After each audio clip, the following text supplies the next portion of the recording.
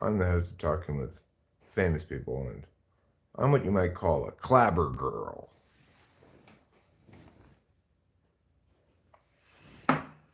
Um,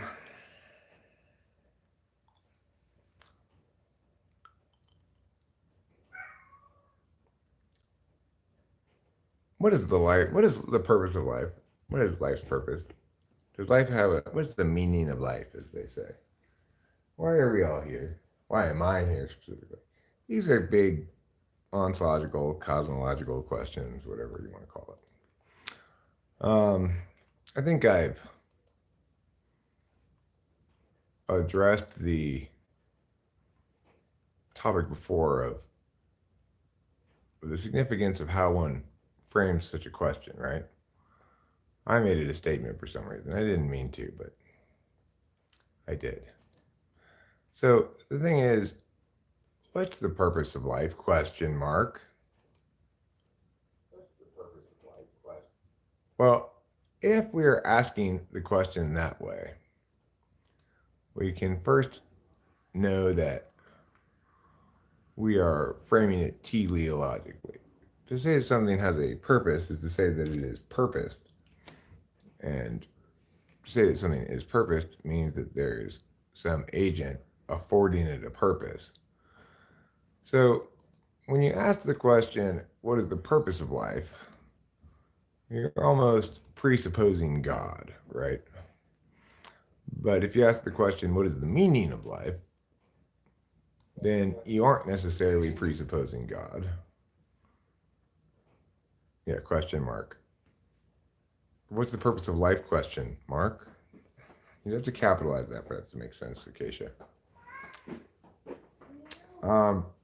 Really, the question arose this morning for me in thinking about what my purpose in life is. But of course, I was led down the natural path that one takes when one asks a question that seems to need more clarification as a question, right? In this case, the word that needs defining is purpose. Life, we can just define as an individual's arc from birth to death. So, if we define life like that, then of course we're really asking what's the purpose of a life or a specific life. But in this case, we're not asking about a specific life, so we're just saying what's the purpose of a life in general. Now that presupposes, of course, that we share a single purpose. In other words, that one answer can answer that question. And again, if we're asking about framing it in terms of purpose, then it presupposes that the teleology of life comes from God. But um, but if we ask what's the meaning of life, then we don't need to answer that with any reference to a teleological frame, which is to say we don't need to point to a specific utility that individuals have to understand why people are alive. Why are people alive? Well, the best answer to that is because they aren't dead. To watch Funny Man on Magic Box is a good answer too, Fly Guy. I commend you for that fine answer. Purpose is for the people who can't understand what's really going on. I see. So would you say that understanding what's really going on is your purpose, Manu John? Or is that understanding just purposeless? I think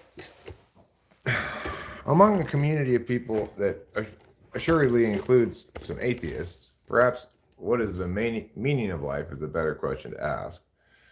But regardless of where you glean that meaning from, um, you're going to wrestle with an absolutist frame of that meaning, like a God-based frame, or a relativistic frame of that question, meaning or purpose, in which case it's hard to establish that it's definitively the meaning or something, right? If you really understand what's going on, then you will never need a purpose.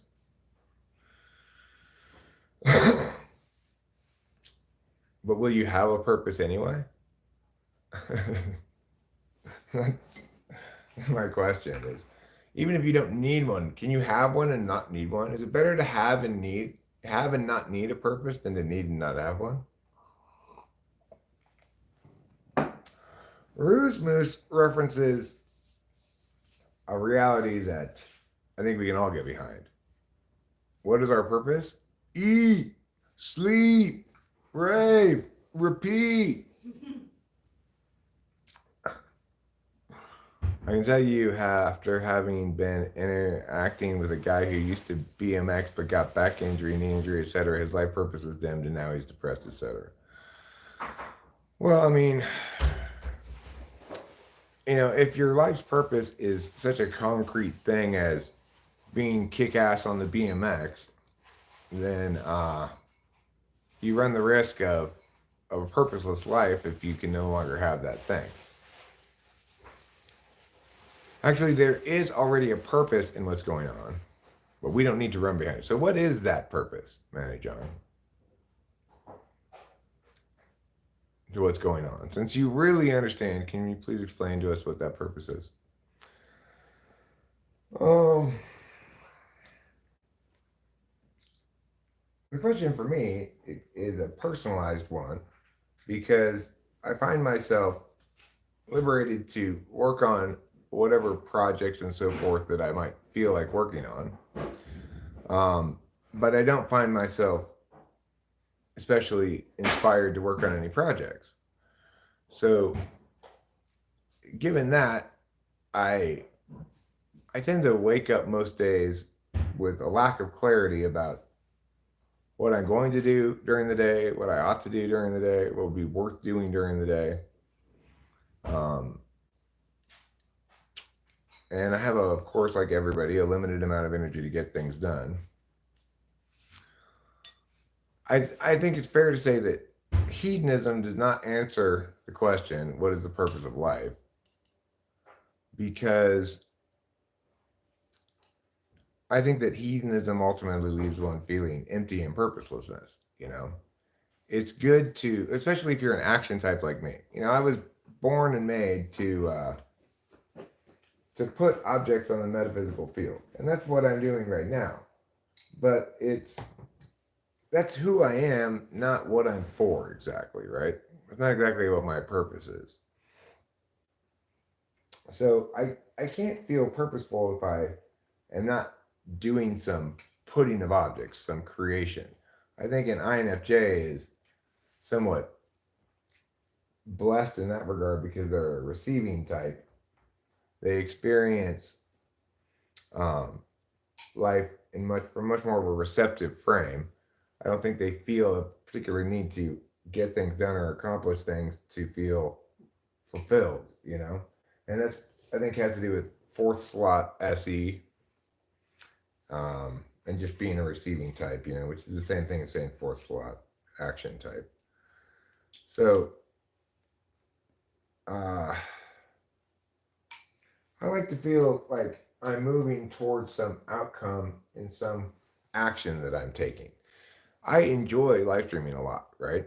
But I don't feel that I'm making progress towards some outcome that is clearly defined. There's no mission statement here, and there's no way to know when I've attained any outcome, because it's just open-ended. Eric chats about whatever.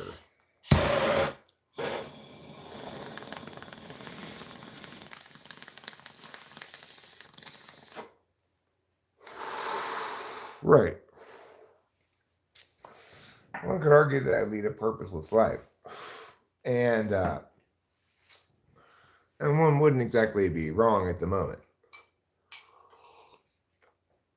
But that runs afoul of my overarching belief that it might be voiced as, I have important things to say that if they were understood and adopted as a paradigm would change the world in dramatically positive ways,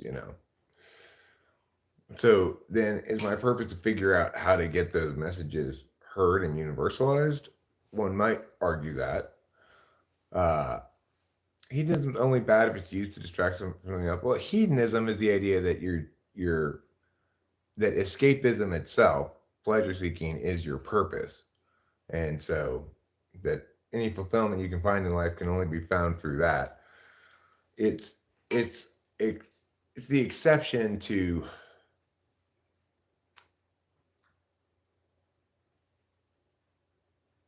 it's like for hedonists, they wouldn't consider it a distraction from something else. They consider it the end all be all of living.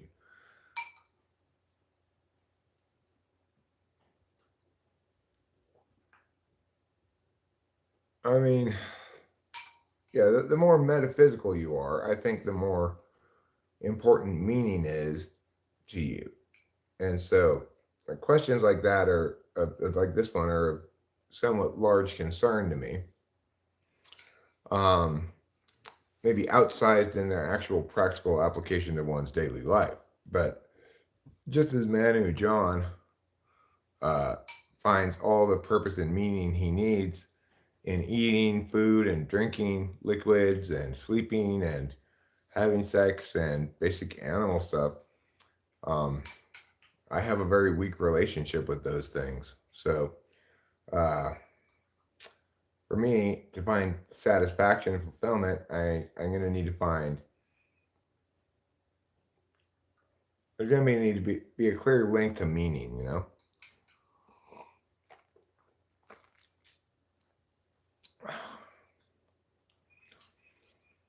Acapia. Well, I think that, like, certain types tend to be more pleasure seeking than others. Trouble, stop it.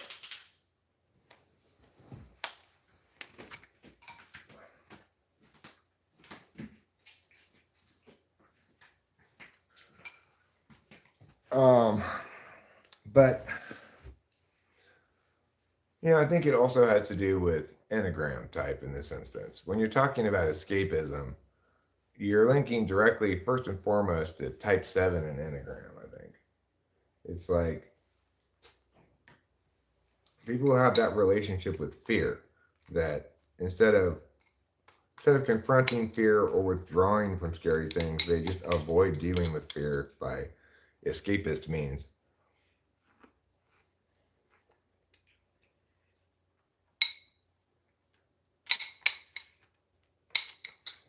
Maslow's hierarchy of needs is actually a nice taxonomy.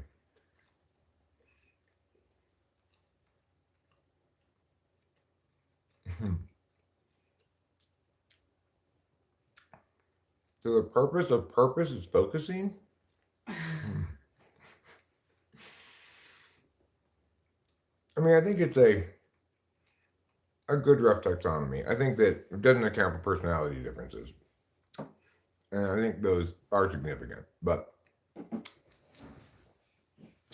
by and large, it's the case that you can't worry about a higher order of needs until you've got the lower order of needs fulfilled, right?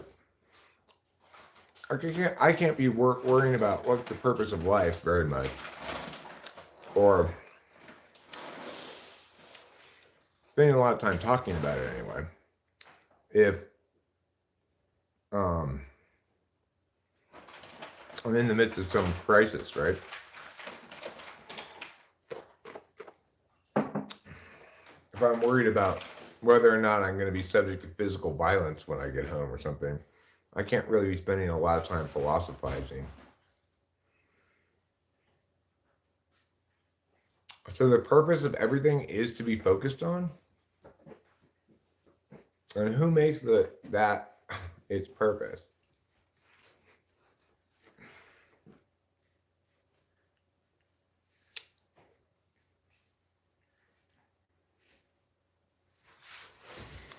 If you were naked and afraid, well, it might actually be what you would be. I mean, obviously, if society were different and the demands of the world were different and the means of attaining outcomes in the world were different, we'd all behave differently. I think it's sometimes an informative thought experiment to imagine how various function types would spend their time differently in a pre-technological world. Obviously, if live streaming weren't available, I wouldn't be able to live stream for hours a day. But I'd still need to communicate things, right? I'd probably be much more of a writer if it weren't for YouTube.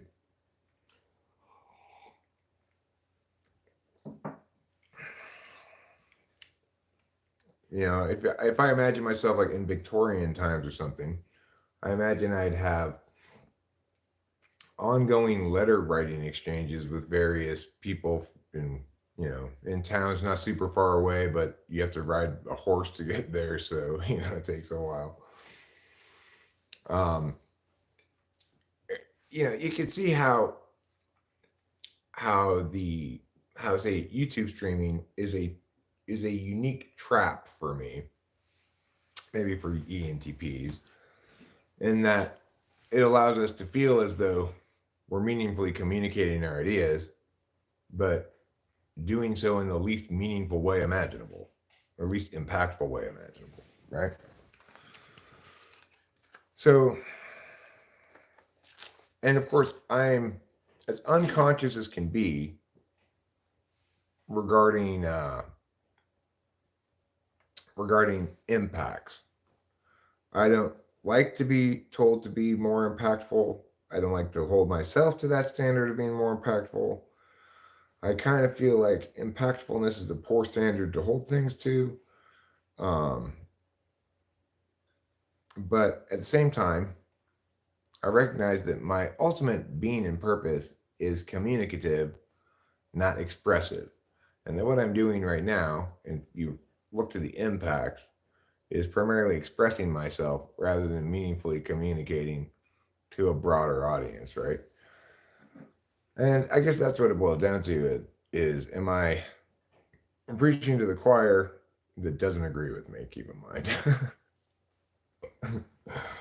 or am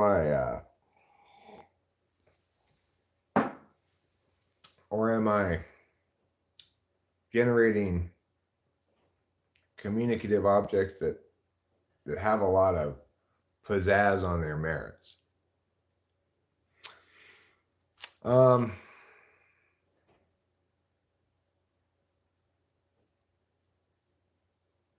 don't know what the answer to any of this is, because while my nature may be putting objects, my approach is asking questions. It's not necessarily answering them, right? Like we can do kind of a meta analysis of this kind of question: what's the purpose of life? What's the meaning of life? And that looks like what I started with, which is purpose implies teleology, meaning doesn't. Meaning's an observer first or agent first perspective on the thing, whereas purpose is an interface kind of a frame, so well, meaning is generated by individuals about things, and something could correctly be deemed to mean meow or incorrectly be deemed to mean meow. If you want to win a game, then do you need to focus on the opponent, or will you focus on yourself to play the game accurately? Yeah, both is necessary, depending on the kind of game, right?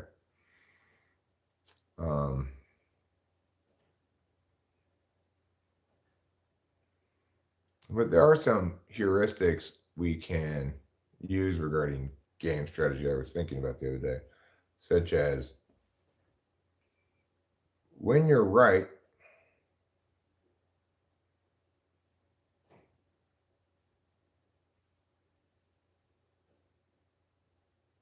when you're wrong, don't play defense. When you're right, only play offense.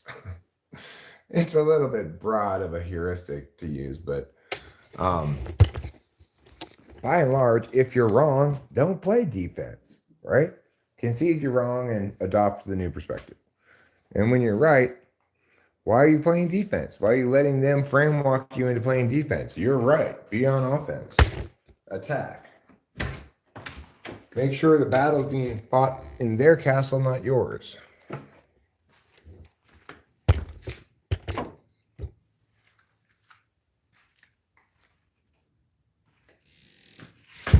And of course, like everybody, when I give a general heuristic like that, what am I really doing? I'm describing myself. The difference between me and other people is they don't know that's what they're doing for some reason. Subjectivism creeps in and disallows them from recognizing that they're projecting who they are as a norm to be sustained or upheld, you know?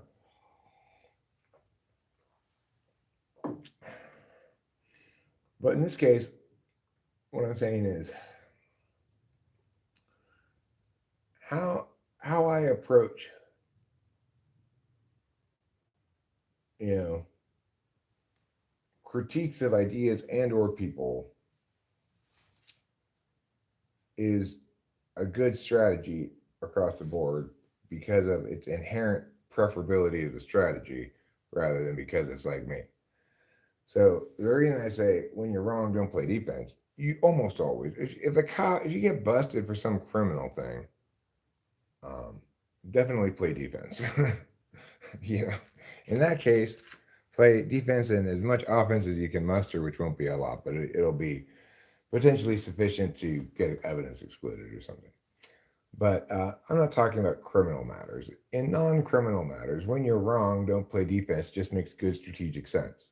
You're not. It makes good strategic sense to cut your losses when you can determine now that you're not going to be able to fix anything over there because you're wrong. You know, it always is a good idea to cut your losses, acknowledge and articulate what you did that was wrong, why it was wrong, maybe like what contributed to you making that mistake, and that you don't plan to make it again. Whether it's a claim about a position or whether it's like you blew out your friend to go get ice cream with some other friend and didn't talk to them about it ahead of time and they waited for you and you forgot all about them or something like that, you know? When you're wrong, don't play defense. People get into a lot of trouble in this world doubling down on their wrongness.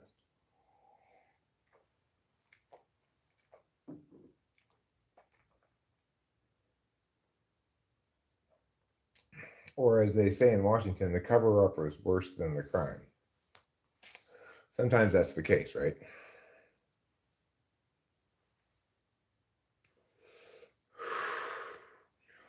Now, the harder rule to apply probably is that when you're right, play offense, because not everybody knows how to play offense, right? But the general notion to be conveyed via that is if you're right, don't let others get you to play defense, I guess. In other words, if they're poisoning the well in some fashion, trying to frame shit out so that you're at fault before the discussion begins, you need to not respond within that framework. You need to attack that framework or say nothing. Because any other response is just lending credulity to their framework. It's just saying I'm conceding to it or acceding to it, you know.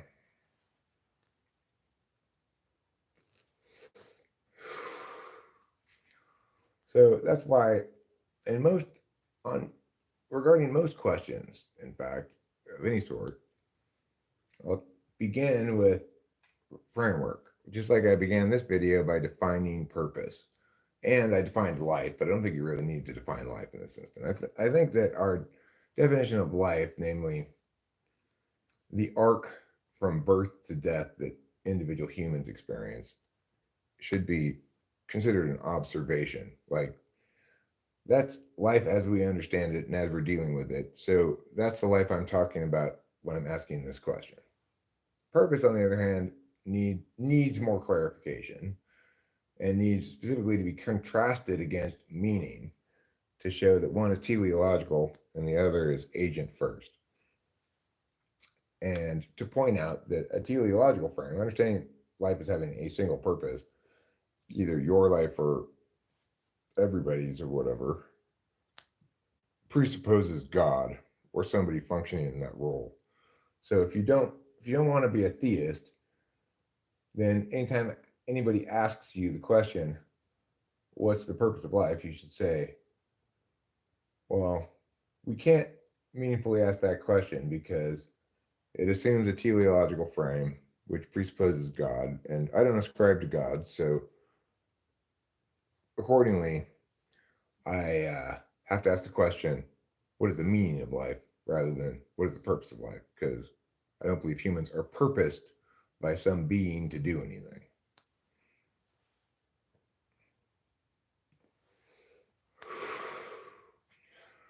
For me, I believe I operate under the assumption anyway, that I am purposed to do something and that I have no clear understanding of what that thing is.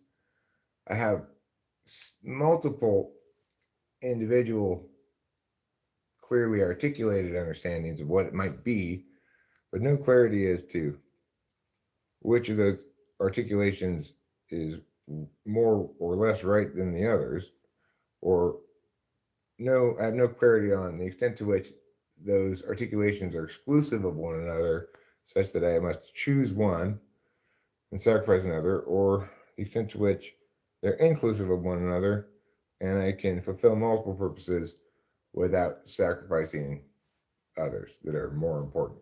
I don't have any clarity about that. So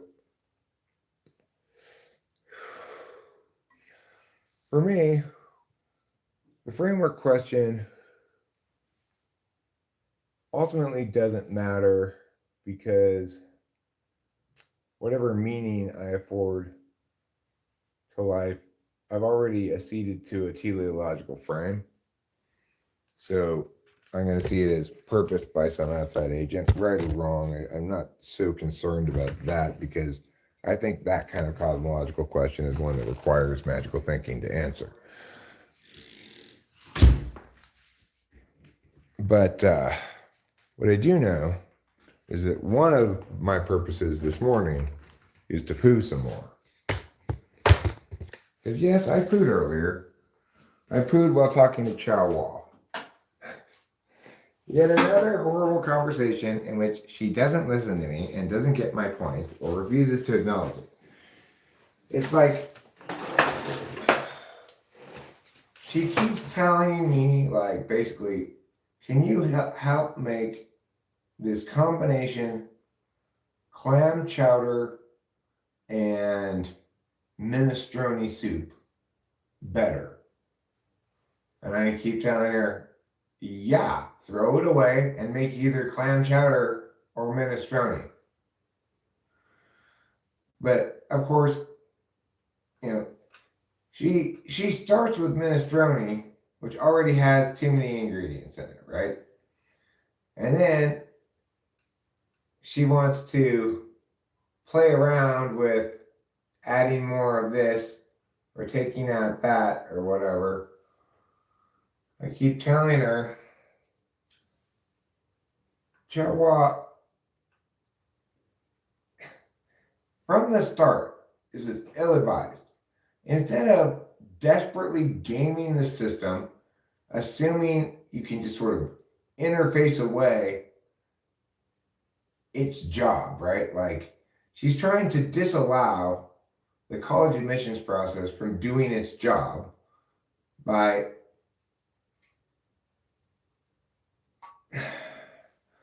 making sure that every element of the college admissions process, from choosing extracurricular activities to applying under majors he has no intention of ever majoring in, so that he can better get into a better university and switch majors, to all kinds of bullshit, right? She's got a college counselor at the school telling her to write terrible essay X, and she's got me telling her that's terrible, and she's trying to split the difference. You can't split the difference between a terrible essay and a good essay and come up with a medium essay. It'll still be terrible.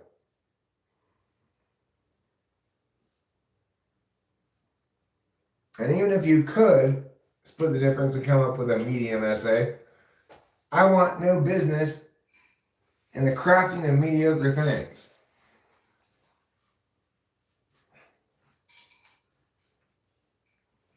Additionally, I think it's just fundamentally a bad strategy. I think if you're going to pick a mechanism to hammer on your college admissions essays, it should be stand out, be bold, be distinct, be intellectually superior to your peers, demonstrate that through your writing and ideation.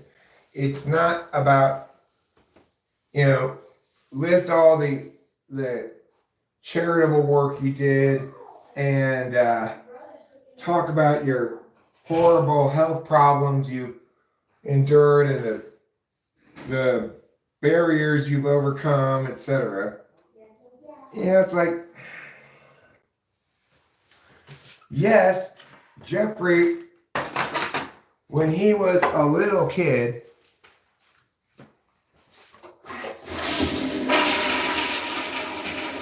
was born with some kind of health problem, had to have heart surgeries as a little kid.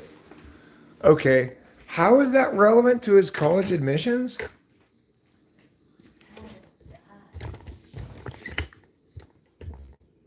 It's a difficulties had to overcome. It's aesthetically just appalling, right? These kind of essays. I will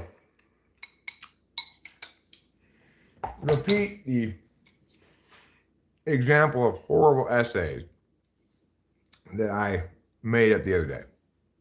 Something that goes like this. Bang! Splash! Thud?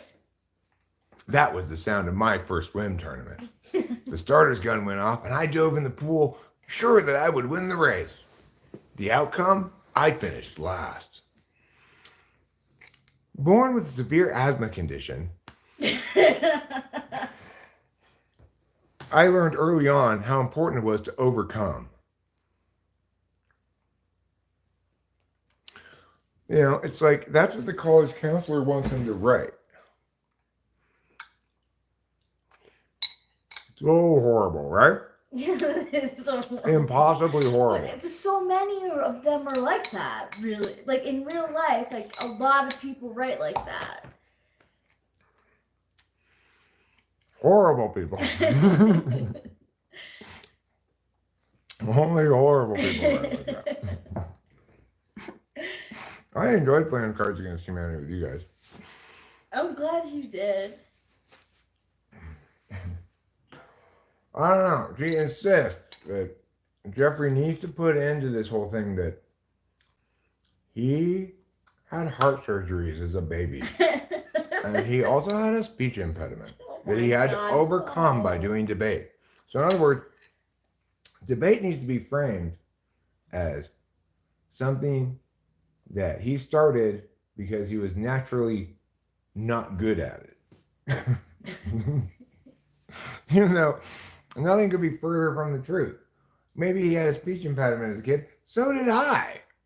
I couldn't say my R's, or I also had a lisp, But there was a speech pathologist at the elementary school, and they pulled me out of class periodically to give me speech therapy. And then finally they fixed it, And it was an educator who made a difference in my life. I can't think of many. Right? I don't know about you guys, but I may think back to a favorite teacher or whatever. But I can only think of a couple of educators that actually made any difference. So would you say you're pro speech pathology? Yeah. Yeah, absolutely. Yeah. Because first of all, parents should get on that right away. Don't think it's cute when your kid talks with a whatever. Correct it right away. Delilah didn't say her R's right at first either, but I had her practice corrected it. She got it quickly enough, you know. Oh, you taught her. Yeah, well, it didn't. I corrected it when she was young. Never really got to what you call a speech impediment because it was consistent with how kids that age talk when I corrected it. Mm-hmm. So I may not have needed to correct it. It may have corrected itself over time.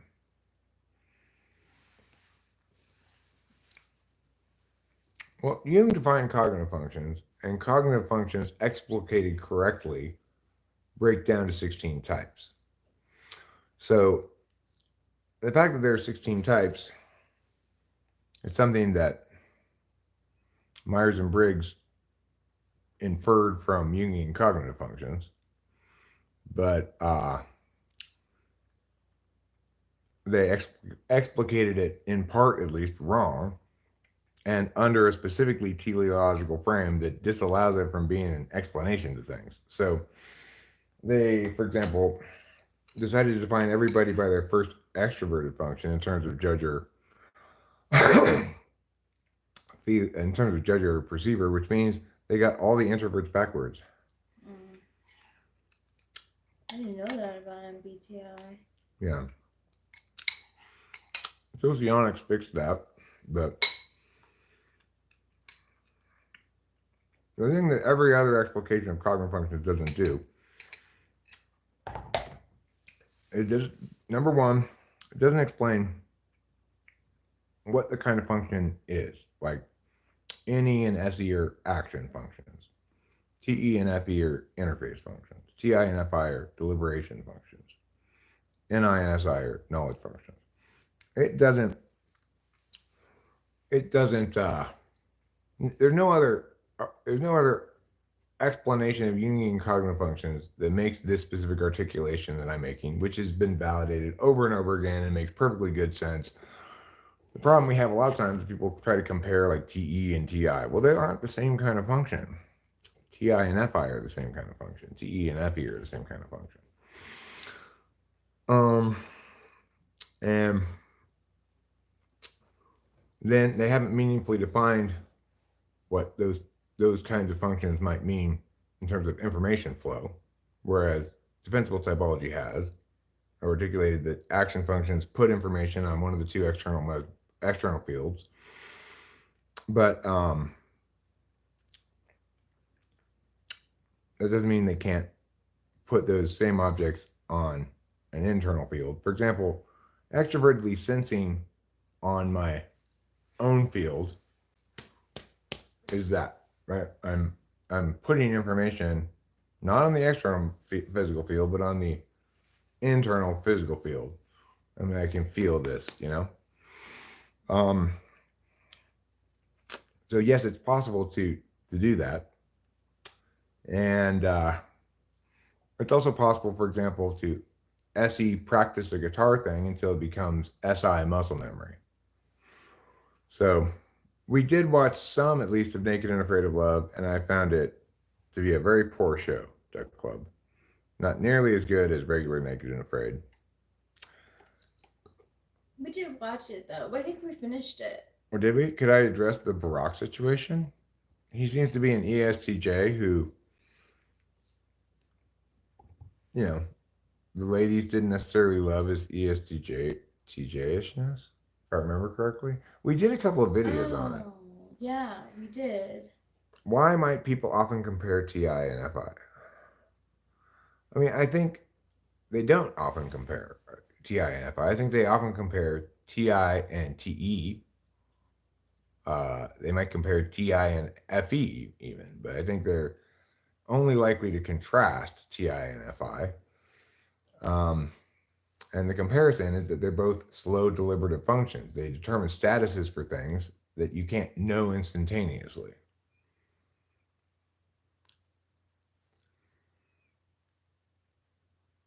Well, he's a TESI person, which means, you know, it's like the way my dad picked up on my mom. He's like, "Hey, do you want to look at the engine in my car?" And it wasn't some sort of innuendo, he literally took her outside to look at the engine in his car. Is that a good way to pick up chicks? I don't think so. The answer from the woman is certainly no, I don't want to look at the engine in your car, but I might be willing to because you have other things about you I find appealing. But she's not going to say that. Regardless, who but an ESTJ would think that's a good way to pick up a chick? Talk about FE8, just completely oblivious, unconscious FE, and no NI, no understanding that there needs to be universality for something to be interesting to somebody else.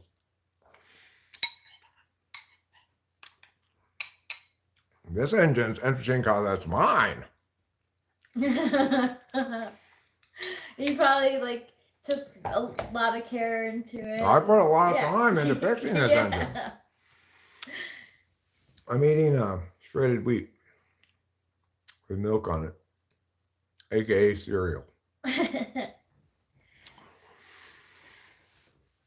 So I forgot that Barack, he had kind of dates like that, right? I don't exactly remember. I don't remember it super well either, but I remember the first lady he was trying to get on was that kind of thick ISFJ girl, Chelsea maybe or something. Oh yeah, with the black curly hair. Mm-hmm. Yeah. And she seemed to be an ISFJ. Yeah, she seemed to be a nice lady. Yeah. She was like, no thanks, Barack. He was not having that. Yeah. He couldn't understand. And then by the end of it, he was like, I don't understand why no one is responding to the way that I'm showing interest in them. And nobody could give him a simple answer because nobody knew that the answer was because you're an ESTJ. And you keep trying to show girls the engine in your car, which you think is interesting because it's your engine and you put a lot of time into it. Oh, so Chelsea liked him and he moved on? Then, he just made a mistake. That was dumb of him. Yeah. Because... Are you watching Guard with your sister? She is pretty sweet girl. She didn't seem like a bitch or anything. As I recall. I think I'm done eating cereal now. I hate to let it go to waste, but sometimes full bellies call for emptying bowls.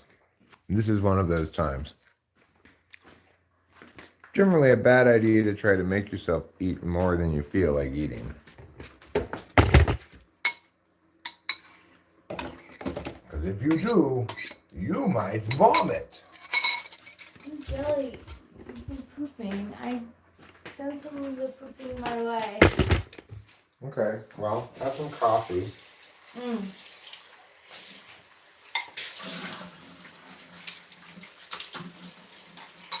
You might consider taking half a natty.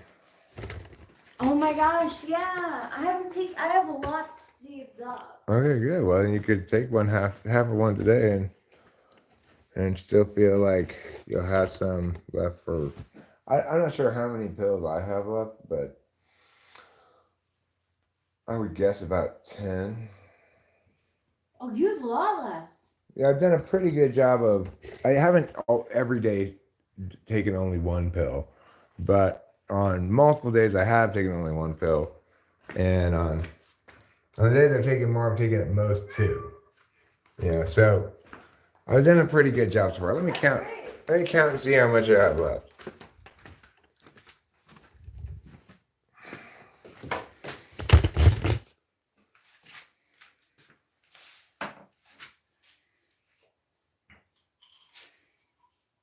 One, 2, 3, 4,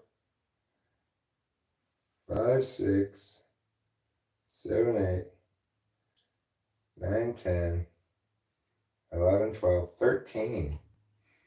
Got 12 fulls and 2 halves. That's pretty good.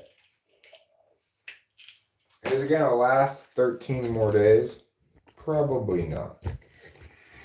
But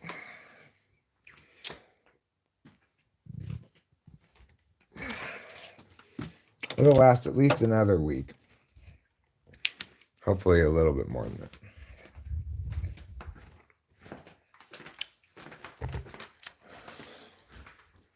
So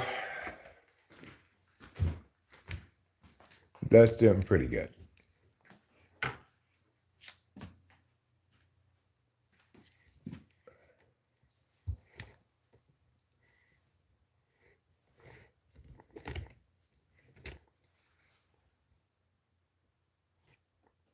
No, Ruben mentioned the opposite, Acacia.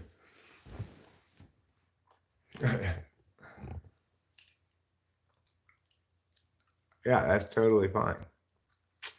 That's totally fine.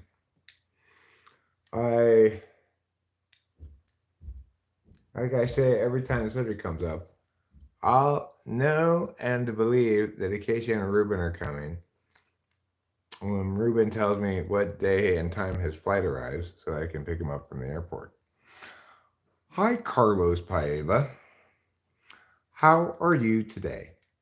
Today, we're discussing what is the purpose / and or meaning of life and / or meaning of life. So we've already articulated that asking the question with the word purpose presents a teleological frame which presupposes God, whereas asking the question with the word meaning does not presuppose God because individuals can generate meaning. But it does tend to put one squarely in a relativistic framework regarding the finality, ultimateness of that meaning, you know. So, nevertheless, there are ways potentially to get out of that. I'm not saying you have to be theistic to see a cosmological style question like what's the purpose or meaning of life as having an answer. I would not conclude that all atheists necessarily say there's no answer to this question, that it's a meaningless question, or that the answer is purposelessness or meaninglessness. Although I'm sure plenty of them do. I would have trouble feeling satisfied with life in the future of my life if I did not cross paths with Barack. So, did you like Barack? Are you a woman who wants to get on Barack? Is that what you're saying?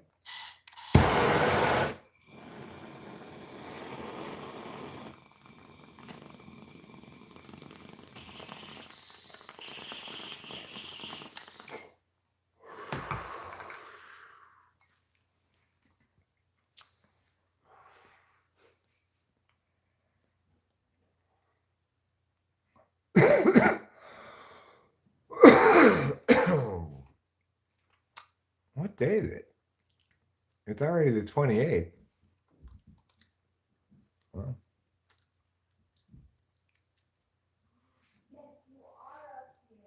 I have my doubts that either of you will even conceivably be here before the 1st, but if so, fantastic, you know.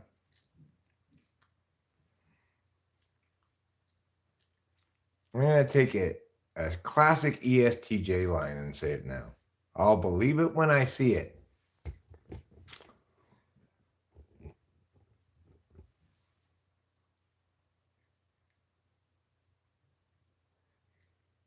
We're not talking about Barack Obama. We're talking about Barack from Naked and Afraid, Island of Love. No, Naked and Afraid of Love. We're not talking about Barack Obama. We're talking about a character from a TV show whose name also happens to be Barack.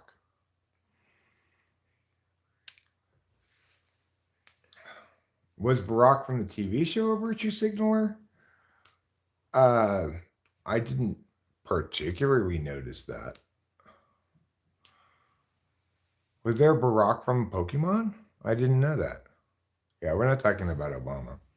We're talking about a firefighter guy who was on the this dating show called Naked and Afraid of Love. He was a firefighter from Chicago. I think Duck Club wants to get on Barack from Naked and Afraid of Love. Clearly, Duck Club does not want to get on Barack Obama. Uh, um,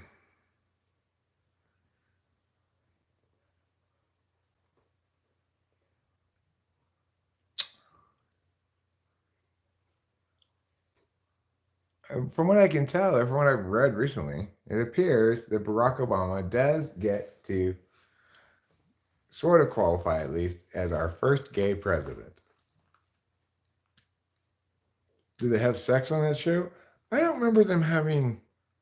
I think the cameras kind of kept a slightly more respectful distance than they might have on other shows, if I remember correctly, but they have somewhat sex. It's up in the air. Somewhat sex, huh?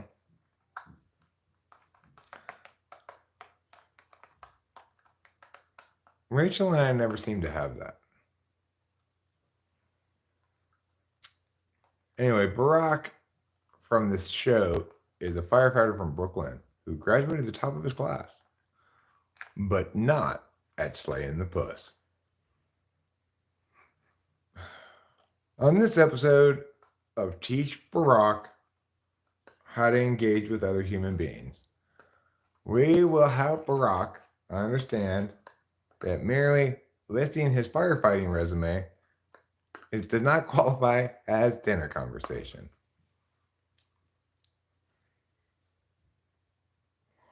I don't know if that's true or not, Cone Man 3. They don't show their penises on television, obviously. Yes, they're naked, but they have their genitals blurred.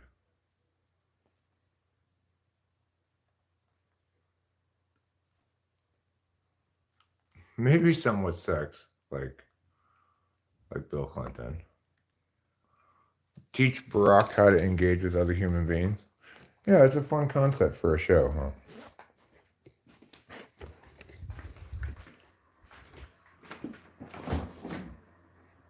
So, hey, let me tell you about that time when I was in firefighter training school, when we came across a real accident and I had to use the jaws of life to help somebody get out of the car.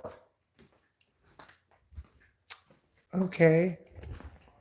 Anyway, if you know, the jaws of life use a Langley 452 counter twist screw point, you know. They can be powered pneumatically, but this one was powered with lithium batteries. It's like a really big lithium battery. Uh-huh. Thanks, Barack. Thanks for sharing your personal stories.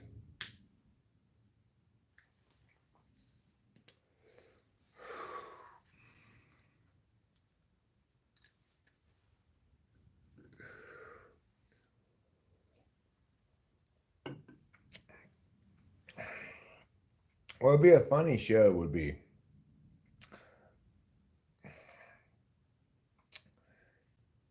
teach a person they're polar. Like a show where you get various professionals in to attempt to teach NI-polar people how to freestyle.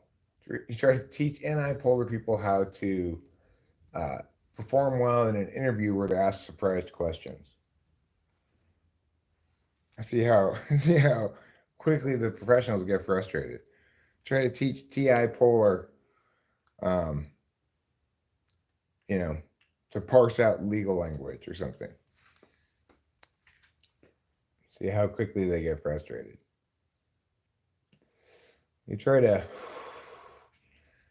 teach NI Polar how to take long amount of text and distill it down into the shortest possible explication of only the important ideas.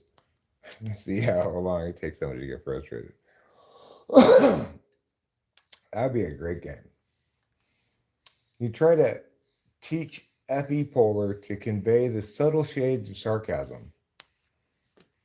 That'd be fun. What do you try to teach FI Polar to do? An FI Polar thing is like, take this baby home and make sure it doesn't cry all weekend, this fake baby, like they do in health classes. They usually do it to the girls. They have the girls take home a fake baby that cries if they don't hold it and rock it and shit. That's like FI polar training or something. I don't know. Of course, when I had a baby, I wasn't too careless with it. I was pretty careful with it, actually. But there's something about having a baby that really activates even the most polar FI. However, you can see my FI polar now in the sense that I basically never call her unless there's some particular thing I need to deal with or whatever. We don't spend a lot of time chatting, but I kind of wish I called her more, talked to her more. At the same time, I recognize that she and I, on some level, have always just wanted our action to not be interfered with by other people. So it's like she doesn't want to be tied down to certain expected actions on her part. She doesn't really like that. When it's something that she sort of agreed in principle to be tied down about, then she's fine with it. But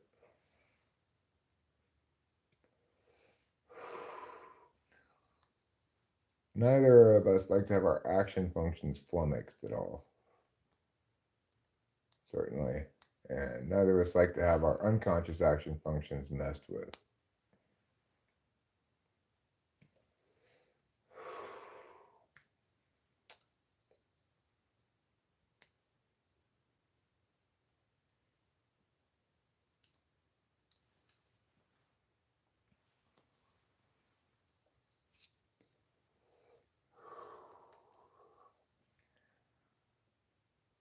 So the USC football team did very well last night. They rather trounced, in fact, a ranked 10-3 Louisville team, which was a nice way to end the season. Of course, it's going to be a mostly whole new team next year because some of the elements might be back. Hopefully, we'll have Miller Moss back as quarterback. He threw 6 touchdowns yesterday. That was nice. But here's the thing. Though I enjoy watching some sports, that is not my purpose in life. I've been kind of just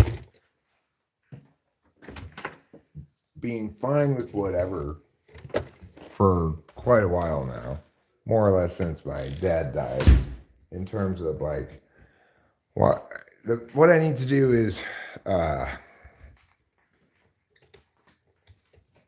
just be okay, watch TV, whatever, That's what I need to do. But the time for that is coming to an end. Defined best, we just need to find the best way to live. Well, I mean, Alien 60 makes the cogent point here, which is to say that we don't need a purpose and then to say we just need to find the best way to live. Well, the best way to live, if you have a purpose, is going to link back to meeting that purpose. If you don't have a purpose, then what's the best way to live going to link back to? Gives the greatest satisfaction? Okay. I mean, I think if you were to change that to fulfillment, then it's probably a good enough definition right there, Mariposa bowling. That's my purpose. Go bowling. I know. Well, neighbor, one of my more stressful, neighbor says babies feel so fragile when you hold them. I'm afraid I'm going to drop it. I was extremely concerned about that when they had me carry the newborn baby from the delivery room to the babies in a box room. They have this nursery where they put all the babies in boxes before they give them to the mother for some reason. Nobody's really sure why. I was afraid I was going to drop the baby, but I did not drop the baby. I successfully made it all the way from the delivery room to the box room, which was just across the hall, without dropping it. And then I gave it to the lady, and she put it in the box. I mean, I don't think SE Polar forgets about their baby. I do think that, you know, probably weak SI can link to absent-mindedness. I'm somewhat absent-minded, but not so absent-minded as to forget my baby. But regardless, probably people who forget about their baby are loaded on something like probably alcohol or benzos or something. Something that makes you forget. So the thing is, let's say that our purpose in life or the best way to live is defined as that which gives us the greatest fulfillment. So fulfillment, a sense of like satisfaction plus contentment, I guess you might say, or a larger level satisfaction beyond just uh, how you feel in the moment, might qualify as fulfillment. That to me, fulfillment requires some conformity with your subjectivities, some conformity with your absolute values, depending on if those are different, you know, some conformity with your instrumental values in instrumental fashion. It's like for me to feel fulfilled, I don't know what exactly that world would look like where I feel continually fulfilled. I'm not going to find fulfillment ultimately in my subjectivities very much. Yeah, FI is going to put a hard stop to things that aren't consistent with what I feel like doing unless there's some compelling reason for me to do them, right? But and that's polar absolute value, FI. It's very, very childish and yet still an absolute value. So I think that fulfillment requires probably a deeper understanding of your subjectivities to attain, and or for it to happen to you rather than for it to be attained by you. Like I can conceive of a world where I get caught up in interesting and exciting stuff that keeps me a lot busier than I am now. But that's say on a larger stage so that it's more inherently compelling to me on my FE third slot. And I could see myself feeling very fulfilled by being in the right kind of demand for the right kind of things in the right kind of forms. But is that something I can make happen? Well, I mean, perhaps, but that's where you get your TE counter value to come in. FI polar means I don't have a great deal of clarity about what that subjective reality would be like. So it's unwise for me to put a lot of time and energy into planning for any specific outcome, right? Because I can't really trust my FI to know that that's actually what I want.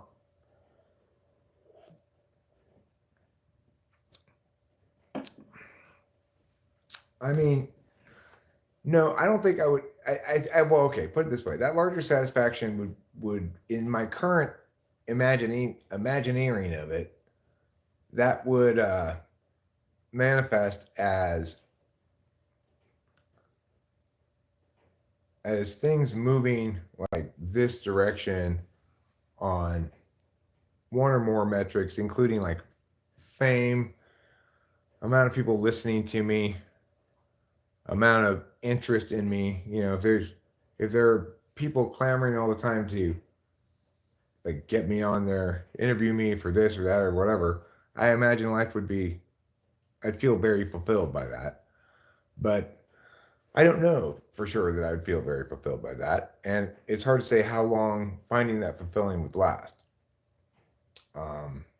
Obviously, as an extroverted intuitor,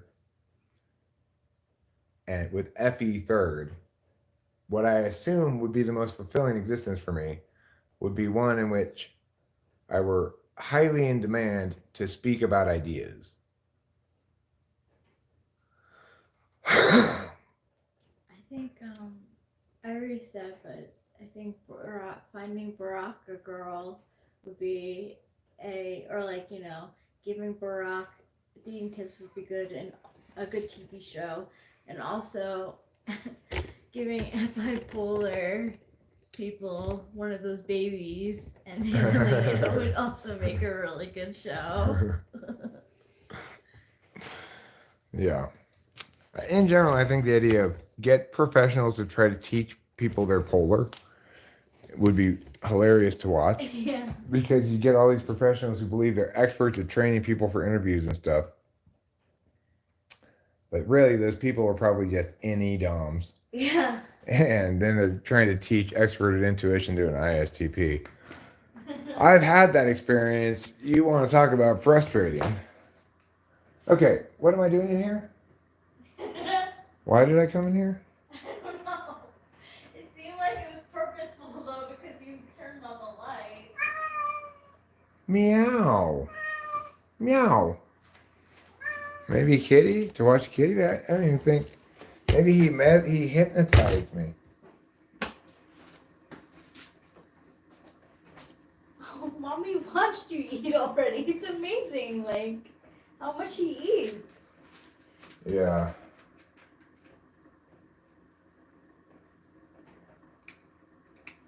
Maybe it seems to me I just took a sip of a drink though. Oh, I need to get coffee. Do you need more coffee? No, I don't want any more coffee, thank you.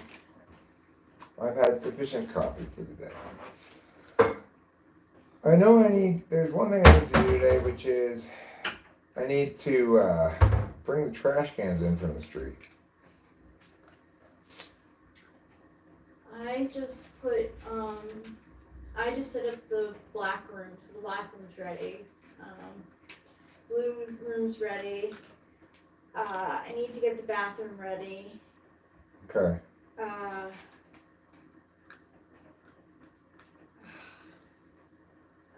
I gotta work on my room too, but maybe I'll set that up for tomorrow. Sure. I don't think you need to work on your room. Why? Just because we're having people over. I'm not gonna go in your room, and regardless, it's just in case you haven't heard it, they're not going to pass judgment on you because your room's messy. Have you seen Acacia's car? No, I haven't, but I remember you saying something. Acacia's obviously not the cleanest person in the world. She's got that kind of, third or fourth slot SI kind of,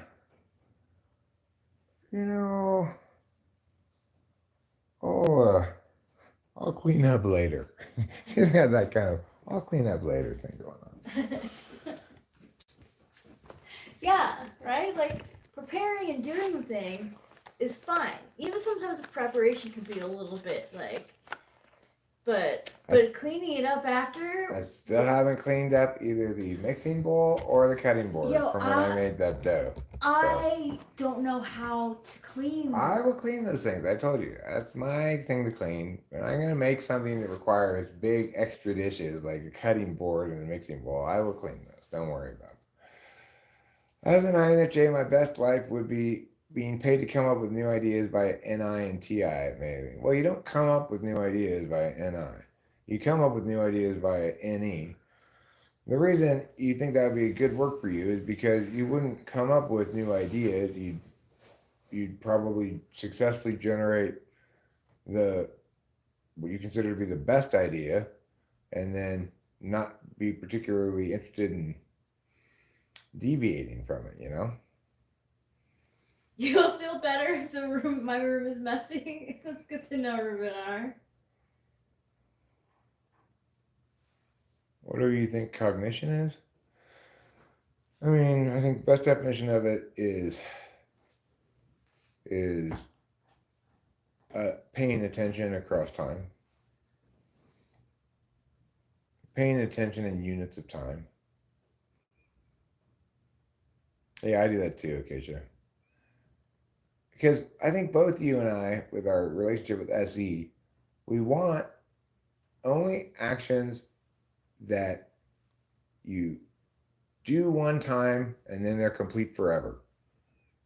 We probably neither of us like at all actions that you complete them and later on you have to do the same thing again.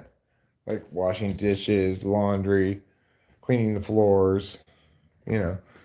Didn't I just do this a couple of weeks ago? Yeah. Why am I having to do it again? I feel like that's why, like, we kind of, like, I don't know about you, I can't speak for you, but I know, like, I had this kind of, like, Christmas, it had to be, like, very low-key, because we had done so much before Christmas. Yeah, well, that's true. Well, we had done a lot of Christmas stuff. Yeah, we did a lot of Christmas stuff. Well, ADHD is a terrible name for the thing because people pay attention in a variety of ways, and ADHD is really just a way of pathologizing action types mostly. Although the definition of it gets ever expanded since it's not an actual disorder that you can meaningfully diagnose. It's just a label you put on people who pay attention in different ways that you want to pathologize.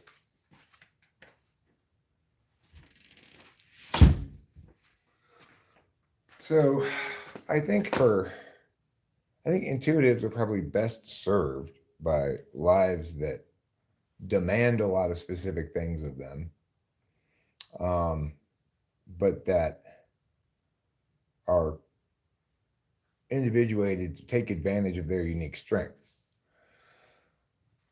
When intuitives are asked to be self-starters, this may be not the case for ENFJs, ENTJs, but most of the other intuitives, um,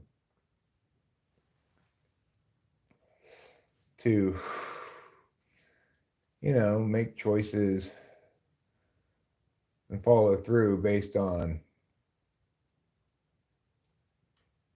our own vision. Well, we're either subjective in that vision, like an INFP, and have a terrible relationship with extroverted sensing, or objective in that vision, like an ENTP, but have a terrible relationship with extroverted sensing, or, we're in IDOMs, but have a poor relationship with extroverted sensing. The key commonality is SE4 or 8 or 7.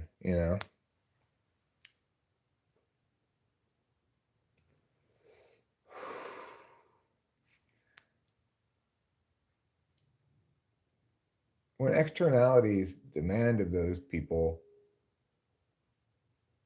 that they produce where they ought to be producing, in manners in which they ought to be producing, then both those people and the world are well served by that reality.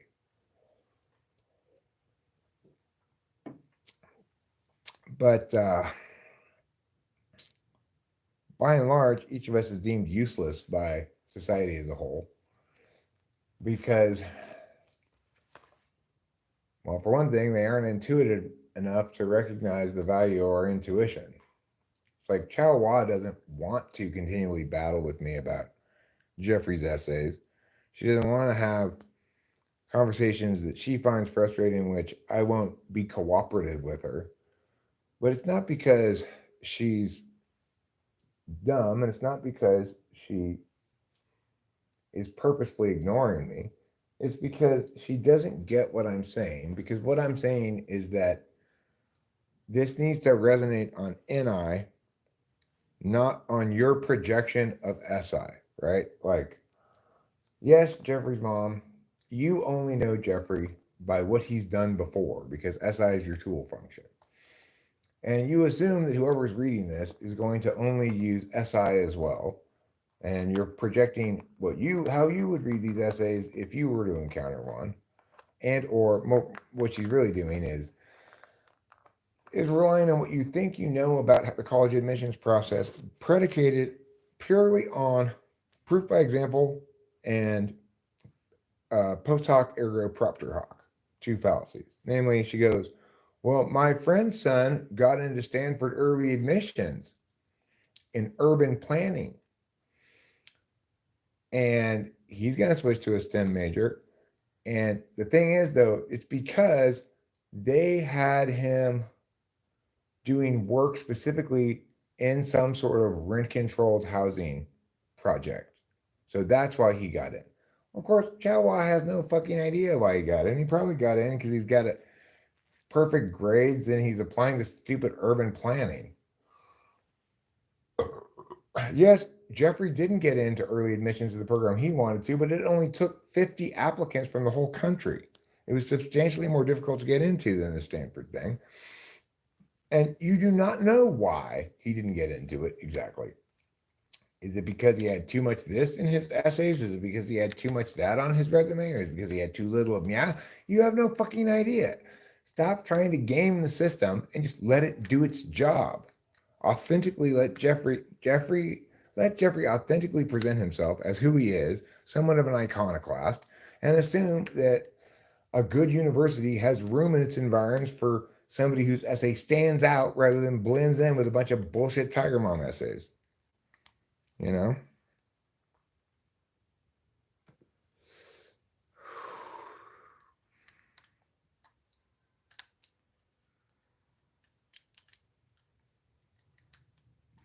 I mean, you say, depends how you define creativity. No, it doesn't really, creativity is easy enough to define.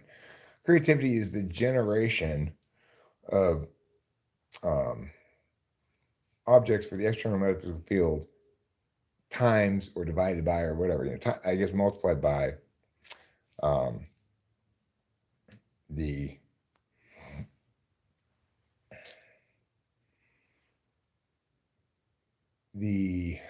divergence from of those ideas from existing things, or disparateness is what you might call it. So it's disparateness plus generative capacity. Capacity to generate plus capacity to generate disparateness.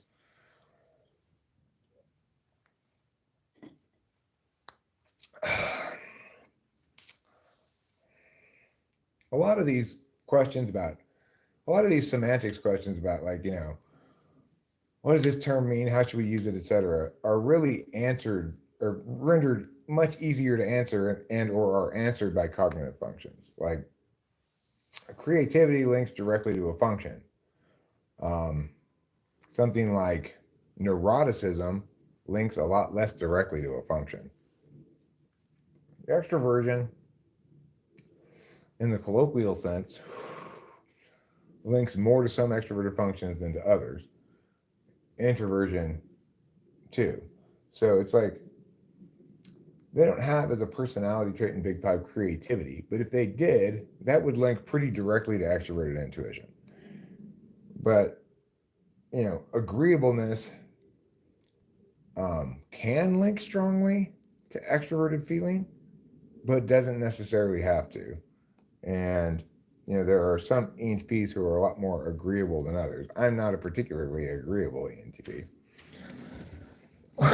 But that doesn't mean that no ENTPs are agreeable. Openness, I think, as understood by the Big Five, well, it doesn't really mean anything, because you're going to have people of all types self-reporting things that uphold openness, and what's being self-reported on ultimately ends up being a very different thing for depending on who's reporting it. So, like, I don't doubt that ESFPs would self-report being very open because they don't believe they're married to anything intuitively. Like, today's life-changing truth, life-defining truth can be replaced with next week's life-defining truth, no problems, right? Is that openness? Well, that's just a weak relationship with intuition.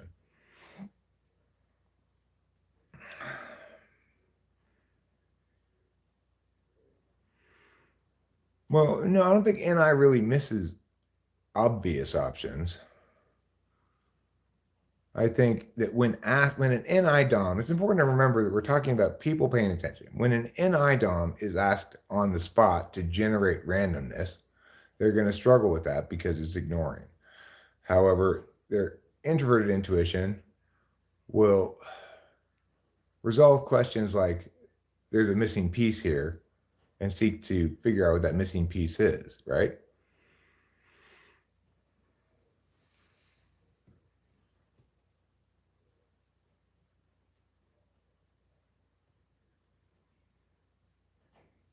I mean, are they great problem solvers? Can you give me an example of a kind of problem that an INFJ would be good at solving?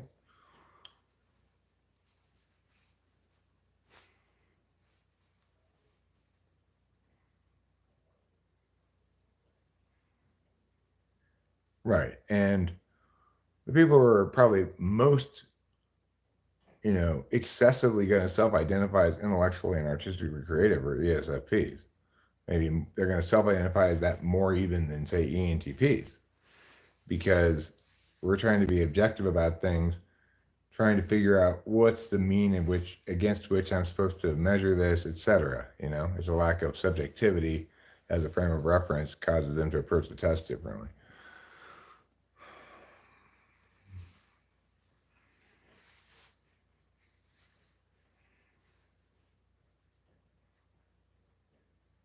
No, I would say an INTP would never struggle on the spot to generate extroverted intuition. I think they could generate it indefinitely, just like an ENTP could, or an INFP. They might not want to. For an INTP and an INFP, extroverted intuition is their job, right? And so when they go home at night, they might want to turn off the extroverted intuition for a bit. Just like I don't necessarily always want to parse out something in full that's TI challenging. It's not who I am, it's what I do, right? So in other words, you've resolved disputes between individuals.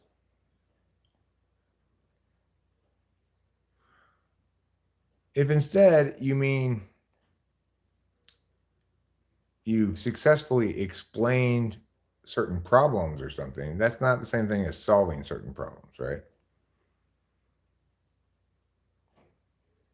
Because I can be good at solving problems, but it's definitely not my nature to solve problems. It's my nature to explain things, make corrections, determine the right status for things, etc. Okay, well, shedding light is not solving a problem. So providing informative framing regarding something is not a solution. And if you want to be more convincing in what you're saying at all, you'll need to give me a specific example.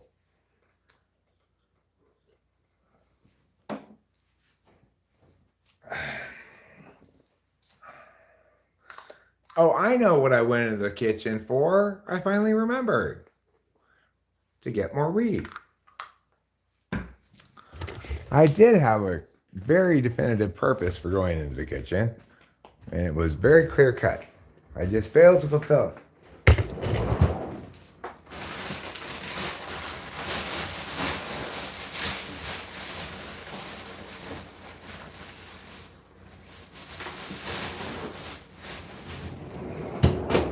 There. Now I got more weed. So that's good. Now I can grind some up.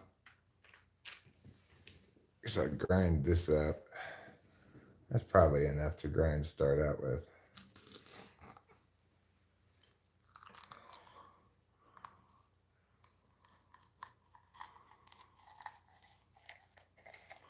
You're an expert on weight training theories?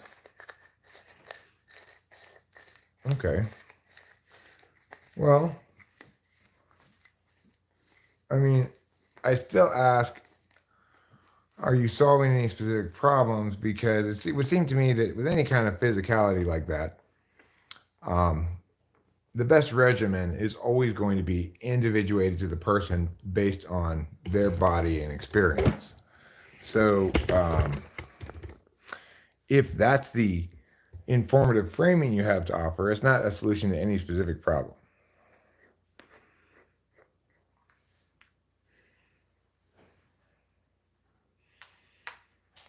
Okay, so fine, I get that. Two vectors talking about frequency and magnitude. Gotcha. Okay, continue. You call them volume intensity. We can, but that's just forms of frequency and magnitude. So continue. I understand so far, no problem. And you'll see how powerful understanding debate is, right? He's he's saying, okay, I'm establishing two specific vectors. What are the vectors? They're vectors of an impact calculus, namely frequency and magnitude. But in this instance, they're going to plot an interactive curve with each other, right?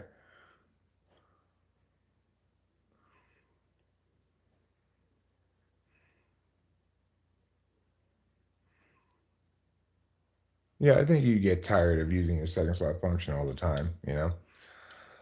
Even in a live stream, I get tired of TIing after a while. I want to play some songs or make some jokes or talk about even SI stuff like my own personal life, what's going on or whatever. Because I don't want to always be, it's like I'm a cop in a way. Yeah, frequency and magnitude.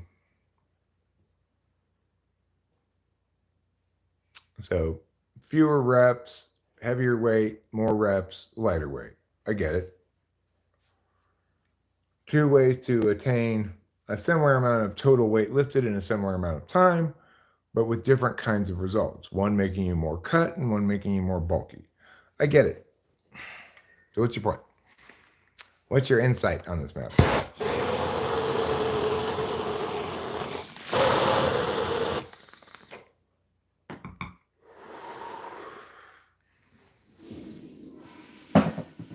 Right. So magnitude links to bulk. Gotcha. What's it like for any being a job function? Well, I just think that,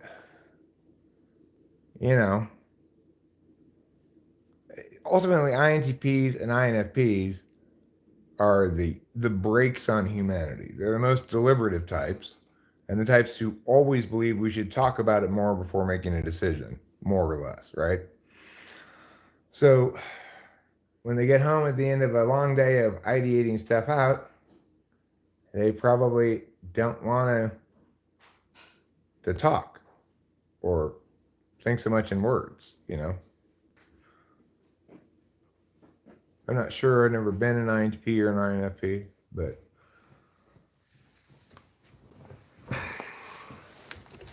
after a long day of preventing anyone from getting anything done with more ideas about possible things we could do instead, I'm ready to just finally sit at home and tend to my SI, forget about any for a while. Even do some SE thing like randomly shoot a slingshot at random things near me for no particular reason. Watching Acacia play with her slingshot was very like, I'm not on the job right now. I'm shooting things with a slingshot. Yeah, she's good at it too. What about ENXP relationship with aesthetics? I mean, Marx was not a good enough thinker at all to be an INFP. He was, I would guess, I don't know, an NI user, but weak NI.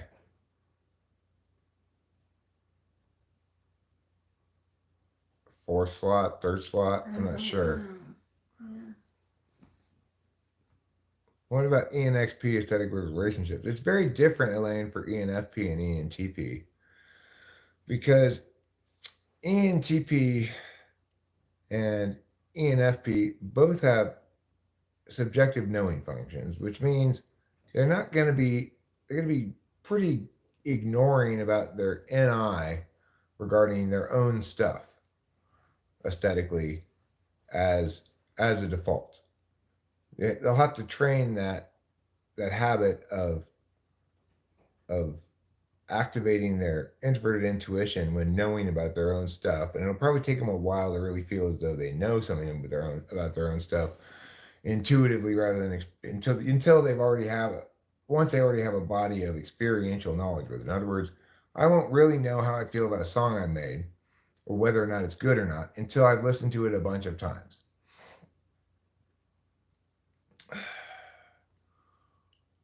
mean, TE is not a thinking function, really, Cone Man. It's a you're you're predicating what you're saying on false understandings of cognitive functions. So the thing is, in ENFPs, you have a double problem, which is to say their tool function is subjective, their deliberation function. So I'm trying to know whether my stuff is good or not universally. And I'm trying by being dispassionate about it, by trying to be detached and my own harshest critic, etc.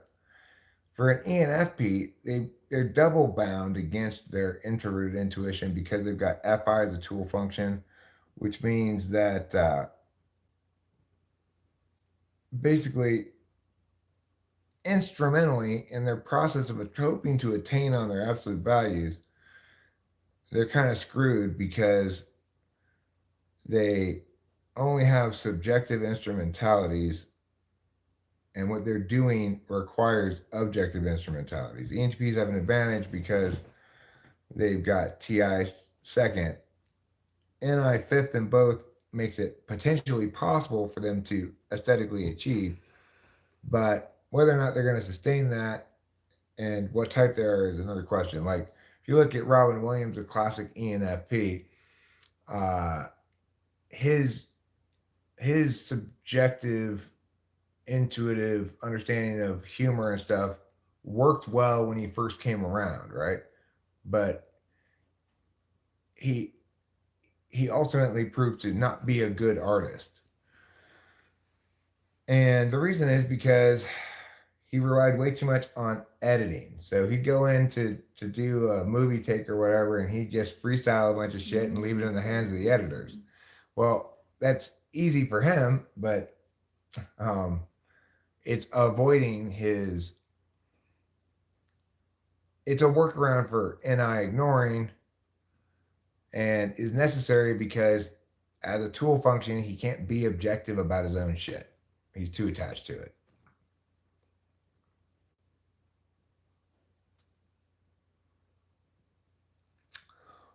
So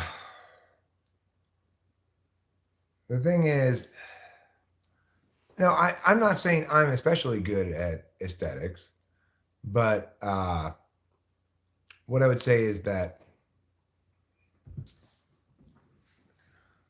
the only medium in which I really even attempt to work aesthetically is music, and depending on how you evaluate, in what frame you evaluate what I'm doing, I actually you could articulate that I'm either very aesthetically successful in some instances, or at least that uh,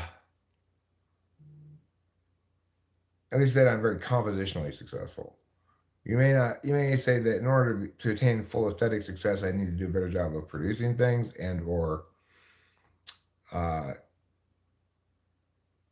possibly have more better gear. I'm not sure, but yeah, and I think in general you'd say my humor aesthetics are right on point. Not perfect, not all the time, but you know. TE is, it's important to remember, not something that links to intelligence very much. And as say an NI Dom or an NE Dom is going to understand intelligence. Because TE is about figuring out the logics of systems that have their own logic.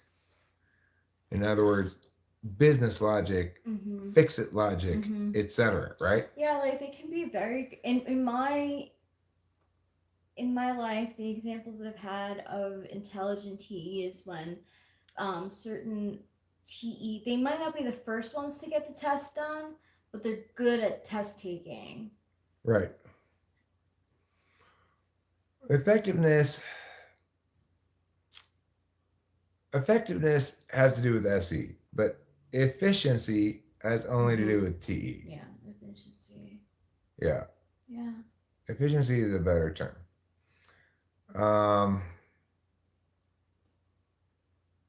Well, I mean, Conan, I'm married to an INFJ, and I would agree that she's relentlessly objective. However, that doesn't mean that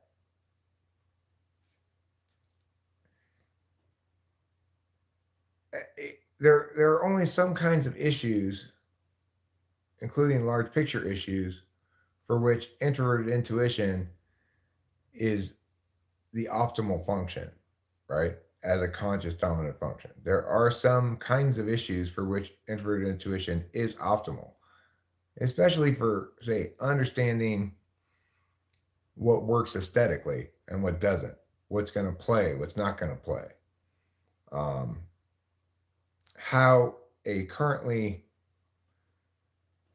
unwinding, like, you start with like a group of people or something, an INFJ will be able to tell early on this isn't going to end well, and probably point to a few different vectors, as to why it's not going to end well. Yeah, like I was most effective in friendships when a friend came to me with a problem, let me listen to them and let me give them feedback on what the truth of the matter is, right? Scale down what the problem is into a nutshell, give them that nutshell, and then being able to be like, oh, okay, I could see you. But not all people like want that. Really, I've had problems, with. I mean, it's important to note that INFJs, more than any other type, are subject to what you might call a fundamental attribution bias. They see outcomes as the result of people's purposeful action. Yeah, right. And they understand the data they're looking at as informative about the people it links to. Yeah. But that can be terribly wrong, as per when Rachel intuited that because my dad had a bunch of fridge magnets on his fridge with Janet Ho's picture on it, that he was affirming her as a realtor, that he liked her as a realtor or something. Really, my dad just liked fridge magnets. So that kind of fundamental attribution bias is something that INFJs are particularly subject to because they're the most objective and intuitive about people. And that includes the artifacts of people's expression, namely art, music, TV shows, whatever. Like,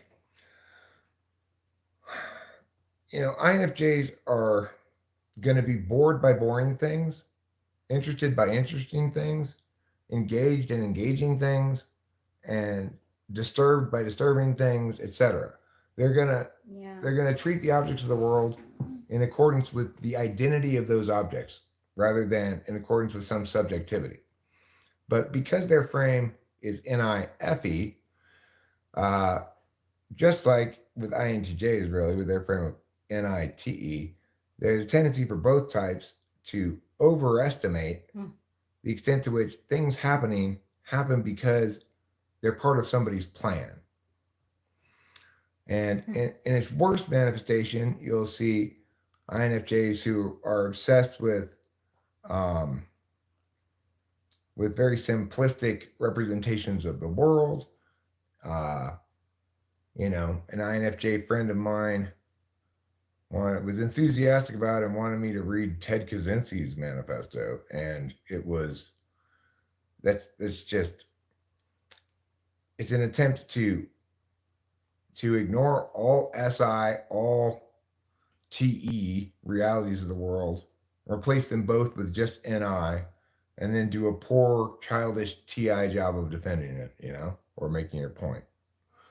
So in that instance, you're talking about an NIFE type looking to externalities to confirm his understanding of the world as fucked up, which is an understanding he's generated as a projection of his own life being fucked up and his own incredible weakness with his subjectivities. So it's easy to explain how every function stack can turn toxic in a way, you know? Whenever any function stack attempts to expand its scope into too many different attentional lanes, in other words, if you're under a lot of ontological assault, you're going to retreat back to your dominant and second functions. And that's all you'll have faith in eventually if you're under enough ontological assault. And then you'll try to use your dominant especially, but someone in conjunction with your tool to approach everything because it's the only manner of attention you feel safe with anymore. Yeah. And then at that point, it's going to serve you less and less well because you're using it in more and more inappropriate contexts. Like, I definitely agree that INFJs can be naive. Sometimes without doing homework. But like, I mean, I'm not really gonna do that homework. What I'll do is, if something doesn't feel right to me, then I know something's off and I'll stop. But I've definitely I guess maybe because my FE, like a lot of people who are in like what are they called, multi-level marketing, is that it? Like, MLMs. You mean like what's that shit called? Amway. Yeah. So I've had several occasions where people have brought me into those situations. I go, I see the presentation, and I'm like, this is fucking bullshit. Like, this is just robbing from each other. Like, this is not,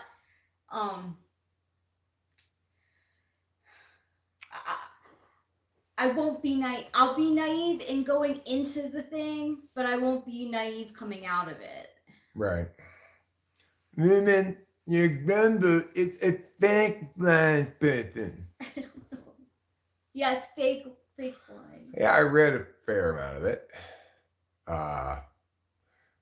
And went line by line in my critique of it, which is what a serious, if you're approaching any given document, piece of evidence, or whatever that you're analyzing, well, if it's a piece of evidence supporting a debater's overarching affirmation, you'd say you go line by line by going down each of the contentions, the framework arguments, etc., that a given person has made, and make sure you cover everything on the flow, right? But if the argument is just an essay like that manifesto was, then going line by line just means going sentence by sentence and seeing what the links are and trying to establish if anything's justified adequately and stuff. And it was just a bunch of garbage. Nothing was justified at all. It was like a bunch of unsubstantiated claims with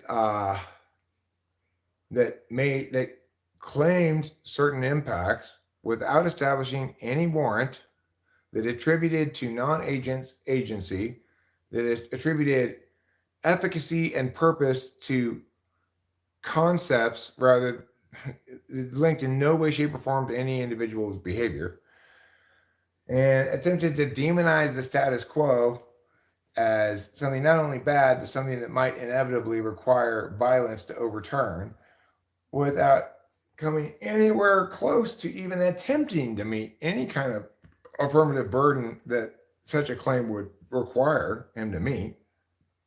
It was an appalling farce of bullshit masquerading as serious observation about the state of the world or something. It was fucking horrible.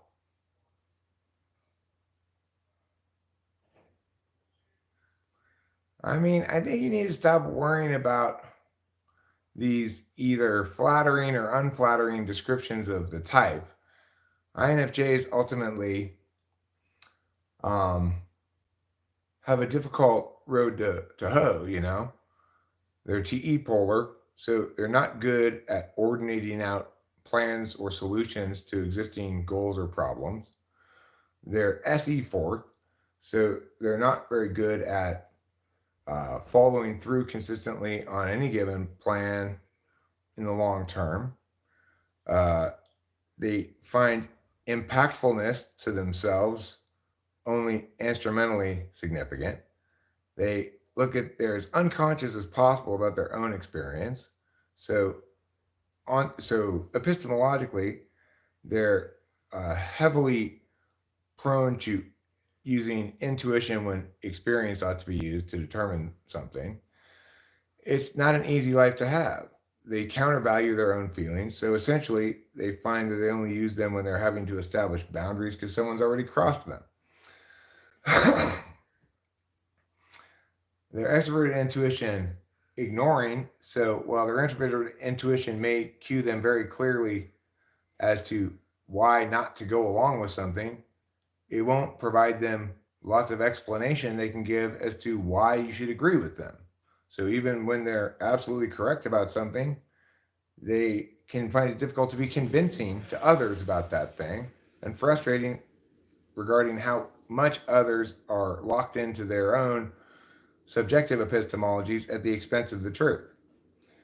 I think it's very likely and common for INFJs to feel more or less abused by life, as their strengths are by and large not in practice appreciated by the world, although they might be given lip service as, in other words, what are deemed positive adjectives, things like smart, correct, creative, artistic, whatever, are not treated as positive things by the world when you actually manifest yourself in that way, right? You're generally treated with pushback, disdain, contempt, ignoring, whatever. So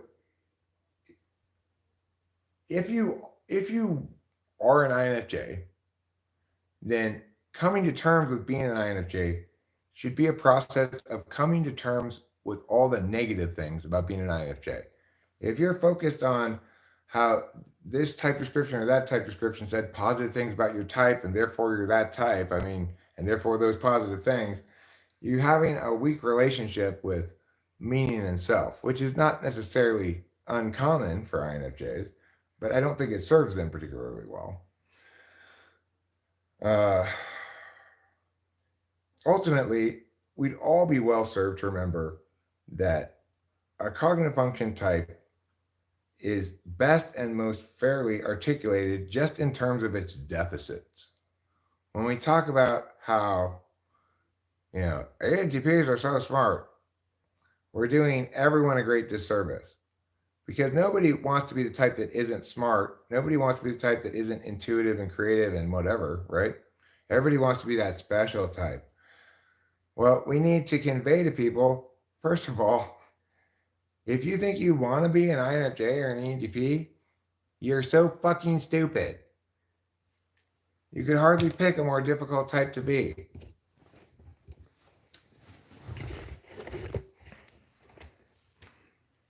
It's not glamorous. It's not sexy. You aren't all those things. You're you and vastly underappreciated by everyone you meet. So enjoy. I'm not a bunch of adjectives. I'm a guy who ultimately has trouble communicating with people in the world, despite having complete mastery over all communicative skills. I seem to be unable to actually communicate, right? In other words, I guess having mastery over words does not mean you're good at communicating necessarily.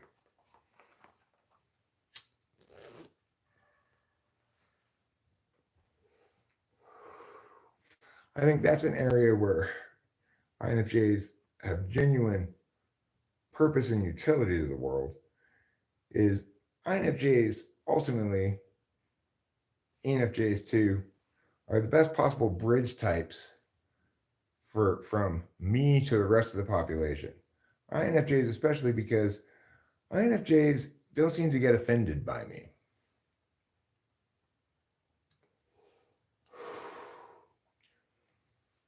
So in that regard, to the extent that INFJs were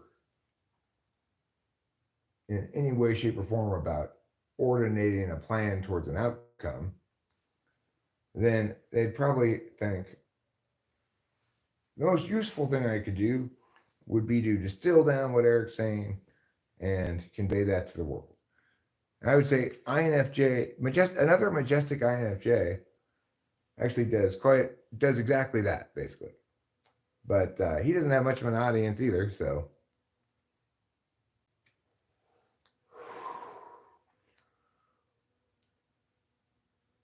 There was something I wanted to NI about a little while ago that I was going to say, note how this thing I'm going to talk about now is just NI reductive, but I want to express it in these terms anyway. What was it I was going to talk about?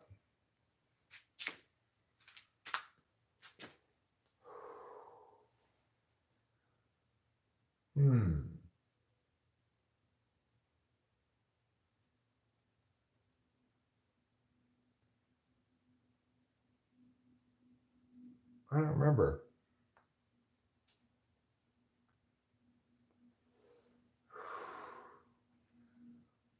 I mean, I would point out to everybody here, however few of you there are. 15 is a pretty good number. I'm doing well today. Look at that. That none of us are doing anything useful or impactful at all. I mean, you might say that I'm making some impact on you and you're making some impact on me, but isn't it really a closed system here? And after you've heard me talk a certain number of times, I think my capacity to impact how you think becomes decreasing over time, because I only realistically talk about a set number of issues most of the time. And invariably, because new people come in, like Cone Man, I end up repeating myself a lot. I probably would anyway, even if new people didn't come in. I'd still end up repeating myself a lot, because there's a lot of questions about carbon functions to answer, and a lot of things you might say about them that are wrong that I need to correct, or feel the need to correct, or fail to choose not to correct, I guess is another way to say it. Once again, I failed to choose not to correct somebody. Good for me? Probably not. Good for them? Who knows? That question's harder to answer. They'll have to answer that for you. Was it good for them that I failed to not correct them?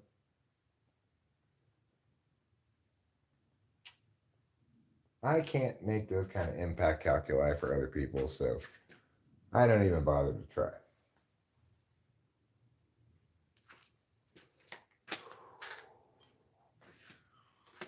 That's the kind of impact calculus that requires you to put yourself in another person's shoes.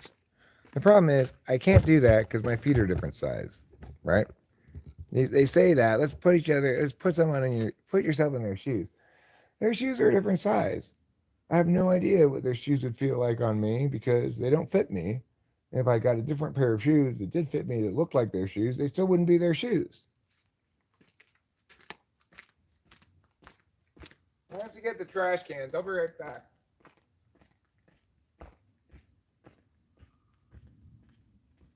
Oh, shit.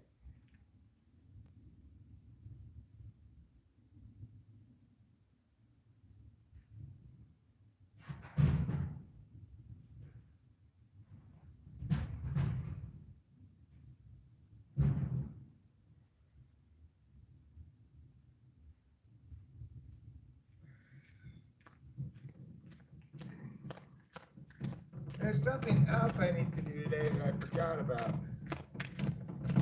That doesn't sound like very much fun, really.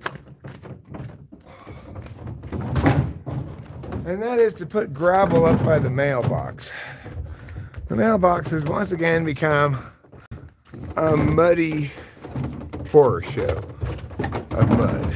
So The mail lady got mad at us last year because of all the mud in front of our mailbox and threatened to stop bringing us our mail. So I don't want to get another warning letter, so I should put gravel up there before it rains again.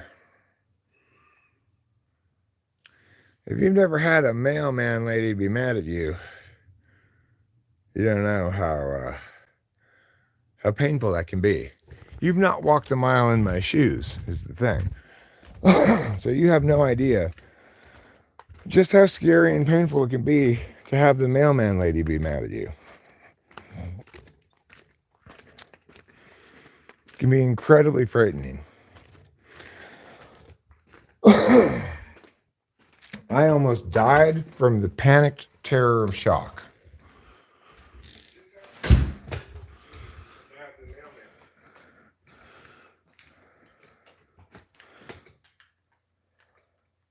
Eric downplays potential of discussions. I mean, Conan 3, I don't think you're ascribing much value to my accumulated experience. So I spent decades as a professional debate coach arguing about on both sides of every topic imaginable, right? I've been deeply steeped in philosophy and dialectic, using language to do intellectual work. What comprises such use of language? Why? Understanding that to meaningfully talk about something is to set up certain framing, to understand what the purpose of the discussion is, etc. And the problem is this, that if I were to be discussing, say, grammar, how to parse a sentence, what comprises a noun clause, what comprises an adverb clause, what's a subordinating conjunction, etc., you wouldn't feel the need to make it a discussion, right? If I were explaining how to distinguish an adjective from an adverb clause, you'd either find it too boring to listen to, most likely, or you'd have some interest in learning the thing about grammar, at which point you wouldn't think you needed to discuss, you'd need to listen and understand what I'm saying, right?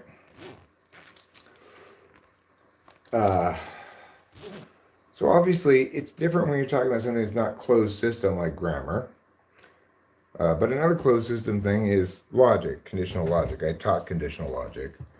Like I said, I was a professional debate coach, so I taught argumentation both in theory and practice. And my relationship with language is vastly more robust accordingly than your own. In the same way that my knowledge of grammar is vastly more robust than yours, because after all, I was an English teacher.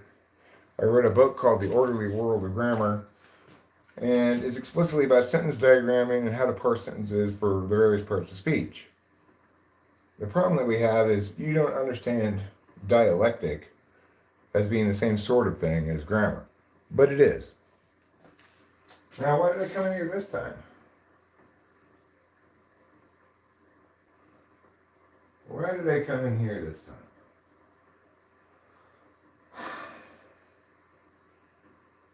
I don't remember. Oh, I may have. No, I don't think I did it for that reason. I am always responsive to what you say. That means I'm open to discussion, which is to say, whatever it is you have to say, I will respond to it on its merit and on point. The problem is, if you're saying a lot of things that are just wrong and stuff, then you're just creating a lot of work for me to correct everything. Like, how much correction did that portrayal of me as being somehow not open to hearing arguments? I'm absolutely open to hearing arguments. You overestimate the novelty of what you're saying. I've heard it from a million people a million times before.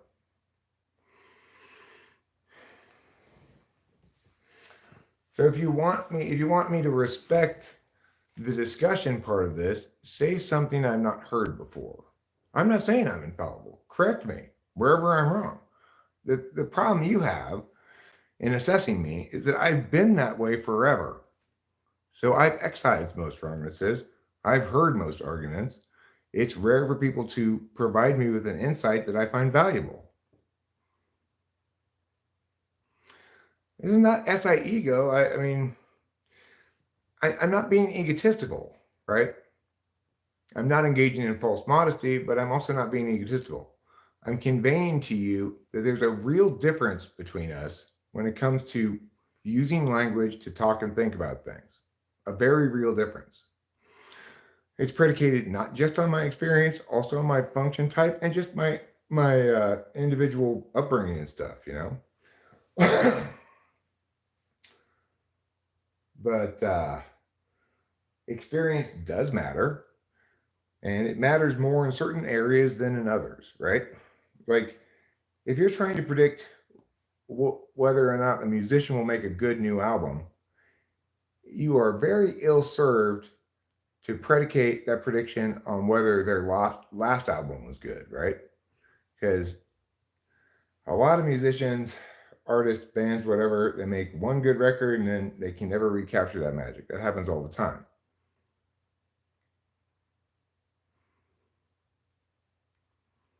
So yeah, the point is, I'm not being egotistical about my skills in terms of using language to parse things, in terms of checking ideas and affirmations and negations for legitimacy, etc.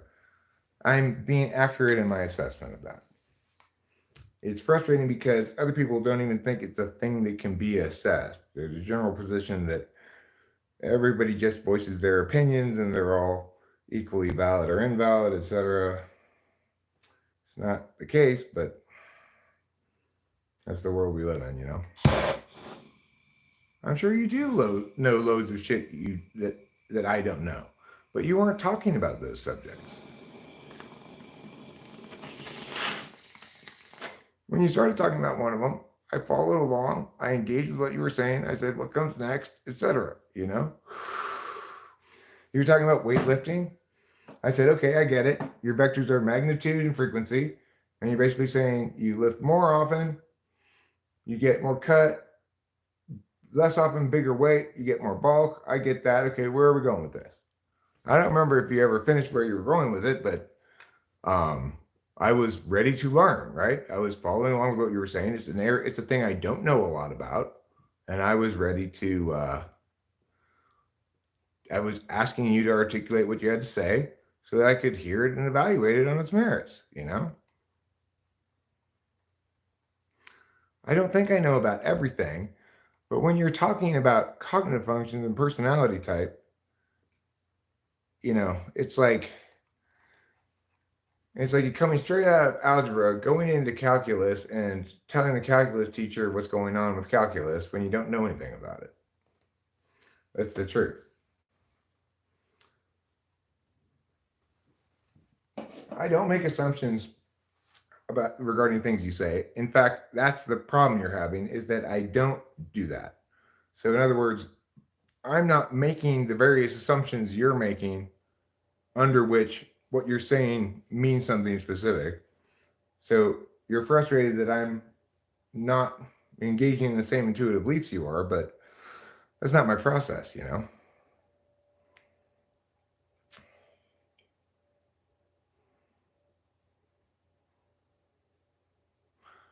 I said you can't teach me anything in the context of something specific, right? I didn't say you can't teach me anything at all in general. Everybody, every person on the planet, from the stupidest person to the most genius person, can always be right about what they're saying in any given instance, and I could be wrong in any given instance. That's always going to be the case. Do you have anything to teach me about grammar? No. Do you have anything to teach me about typology? No. It's very clear because what you're saying in the status quo is so wrong.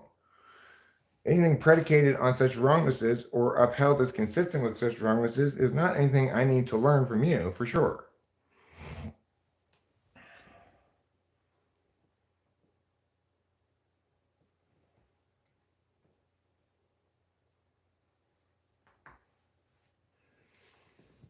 I'm sure you have a million things you could teach me. Okay, well, no, I took what you said on its merits according to what it actually said. I did not afford you the courtesy of assuming you meant something different if you consider that a courtesy.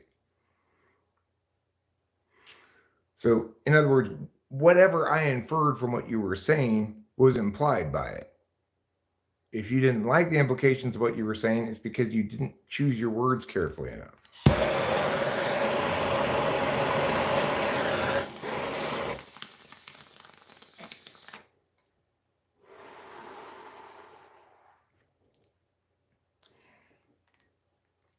I mean, if I make a broad general statement about, I don't know, government and how horrible it is, then the correct response is you're thinking like a child.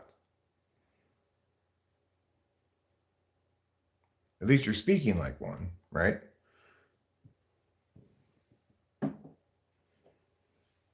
If I say something about those darn Republicans or meh, and the correct response to me is you're speaking like a child about adult matters.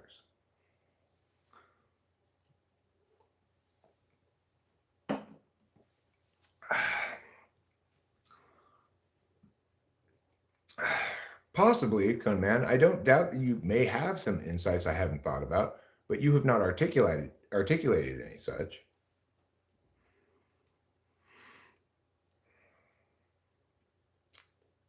Just like you didn't articulate any specific problem you'd solved when I tried to pin you down. So I'm not concluding that you are without insights regarding typology or that you are with insights. I'm defaulting to the assumption that until you make an insight that validates it such, there's no reason to believe you have any. That doesn't mean you don't, it just means there's no reason to believe you do.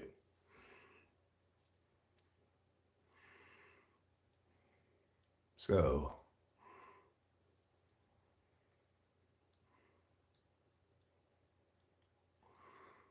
I mean, the thing is, subtext is something that generally occurs in face-to-face conversations with people because it's conveyed by body language, tone, stuff like that doesn't translate to text. So in that regard, if you're expecting me to read subtext in what you chat, then you're probably making an unfair expectation. And you should probably keep that in mind when you're saying things that I can't hear your tone, I can't see your facial expression, I can't read your body language. So, I mean, in this context, I guess.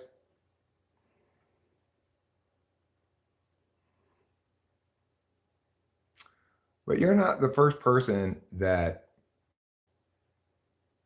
I've pissed off, you know.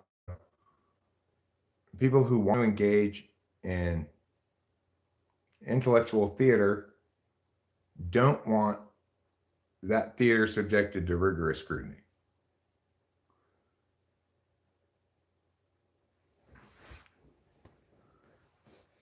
I read context, like when I questioned at Coneman 3 about his problem-solving abilities. Well, because I don't think of INFJs as being good problem solvers because they're TE polar.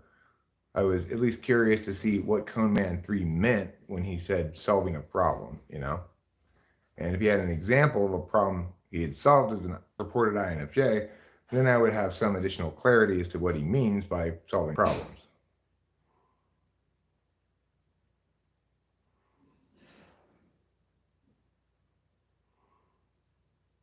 So that's why I asked him about that. And that's an example of how language can be informative. So he said something about INFJs being good problem solvers, but he only got to meow level of specificity.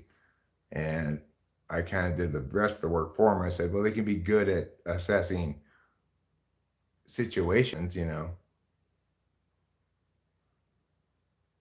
Okay, well, there are times in life, though, grown man, where we encounter something that it creates a kind of dissonance. Forget cognitive dissonance. It creates some kind of dissonance.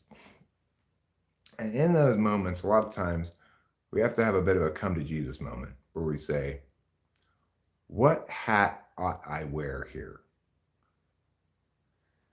And a lot of times that dissonance links to Dunning-Kruger. It's like I might go into a situation where I don't really know anything about the subject. I'm assuming I know more about it than I do because I know so little about it. And then there's a moment when that happens where you have the opportunity to say, hold on,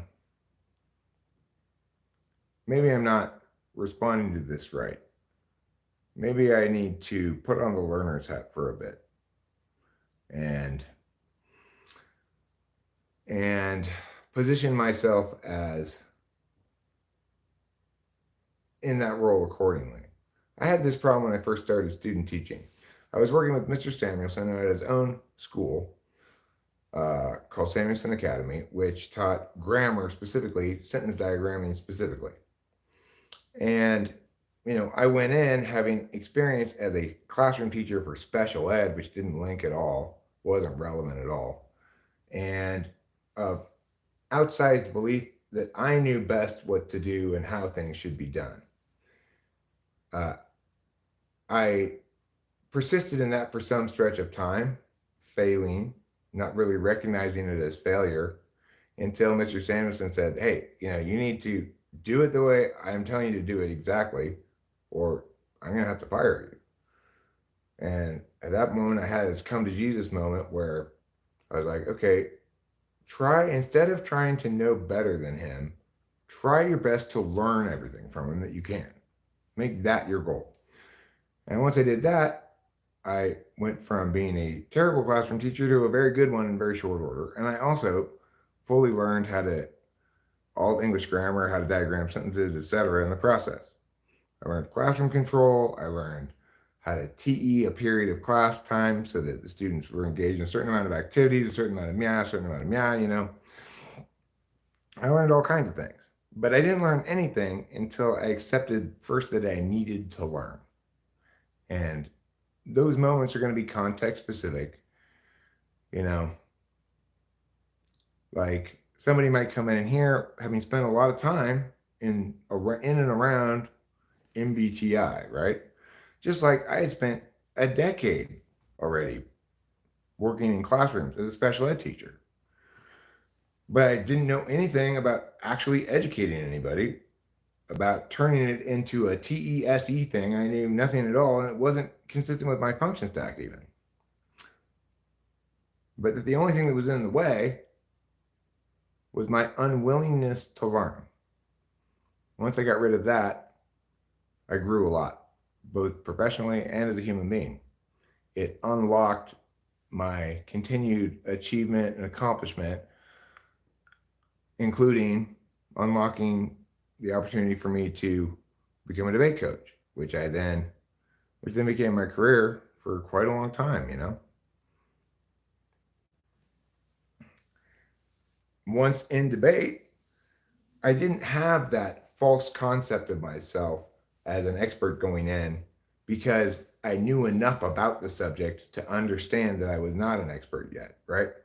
It's like I was an experienced policy debater from high school, so I was well aware of how complicated policy debate was. I knew going in I had to be behind the times in terms of my understanding of theory and stuff like that. So that was a different kind of situation, right? Sometimes we have those situations. It's a lot easier for us to know when we need to learn and when we need to teach, when we need to discuss, and when we need to shore up our foundational information base.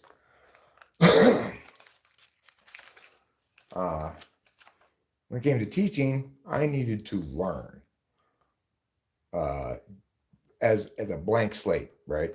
When it came to debate coaching, I needed to learn from more up-to-date people by asking a lot of specific questions. And until eventually I became more expert than everybody I could talk to about the subject. Then I no longer needed to learn from others, but I was still open to learning from others. Should I hear a new term or something, I'll always ask whoever I hear from what it means specifically. Like they got a term now called thumper that just a few years ago was not a term in a debate round that was used. Now it's used in debate rounds, and it refers to an ATAT, which is what I used to call ATATs, or rebuttals to rebuttals. So it's the third step on the flow. I think that's what they mean by thumper, if I remember correctly. I asked Jeffrey about it, but I don't exactly remember the answer. Sometimes you don't learn. Sometimes you try to learn and you still don't learn, and you have to ask again.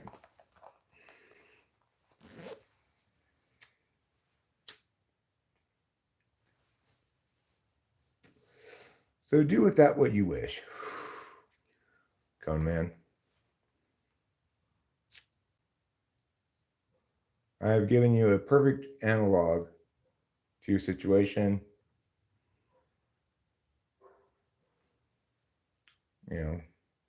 Takes a certain amount of courage.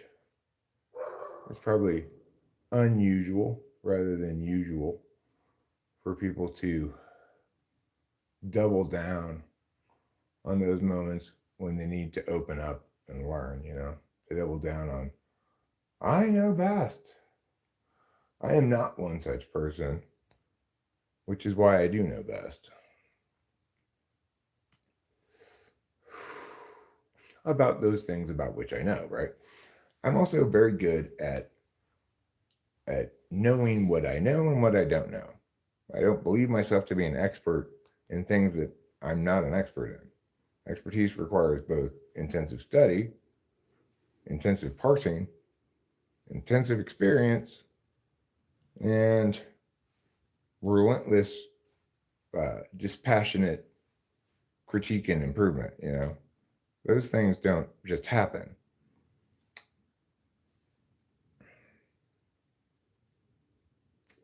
I mean, maybe they do for me, but not for most people.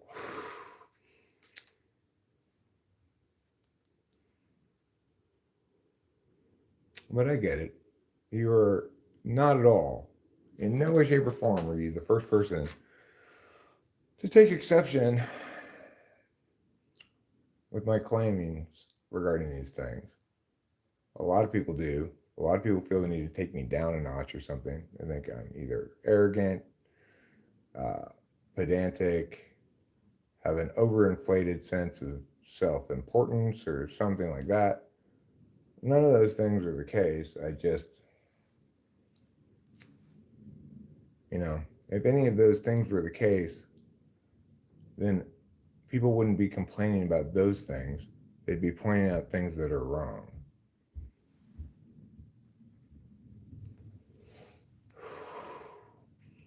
That aren't about me, They're actually about things I'm saying.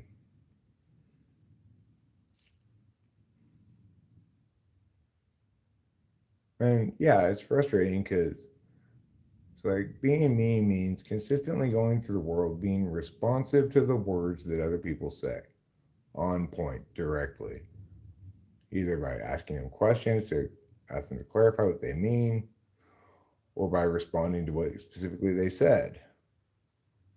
But only sometimes, around here sometimes I'm afforded the same courtesy, but even around here, more often than not, I don't enjoy reciprocity on that vector, and it's frustrating.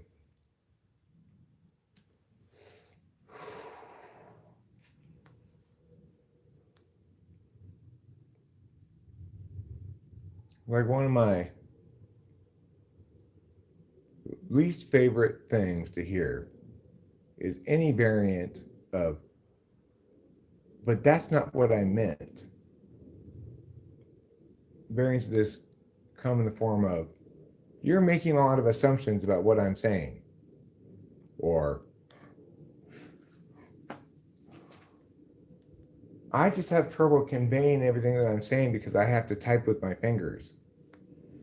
They take the shape of those things. What they're really saying is, I didn't mean what I said.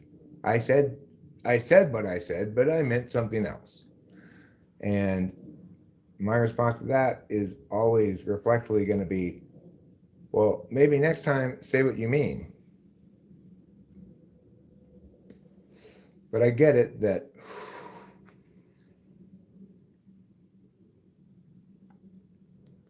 the people project their own frame of reference, including me. So somebody who doesn't use language to mean things precisely is going to expect of others that they too are not going to use language to express things precisely.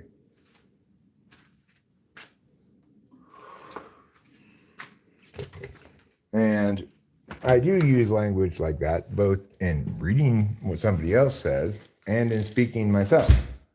So it's going to be difficult for me to feel a lot of sympathy towards somebody who doesn't feel heard when I've responded exactly to what they've said, you know? But I get that it doesn't change the fact that they don't feel heard, but that's because they're not looking to have their idea engaged with adversarially, you know, even though that's the only meaningfully stout way to legitimize or delegitimize a given idea is to have it be engaged adversarially. They're eager to avoid that. I'm never really going to get that, but I do understand that the reason I don't get that is that's not my frame projection, you know?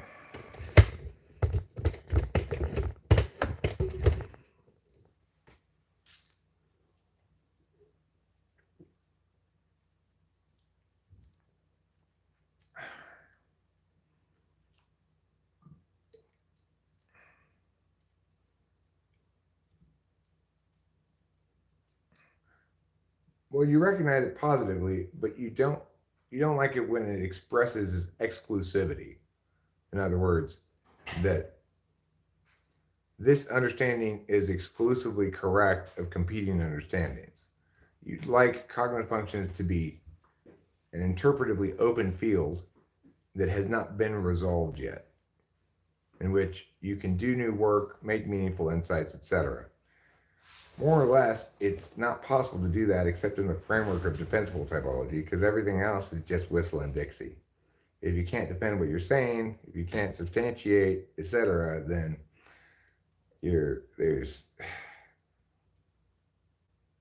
just contributing to the problem, really, by presenting yet another interpretation under the implied framework that this is subject to interpretation like astrology rather than the subject to correction like, I don't know, a model of the solar system.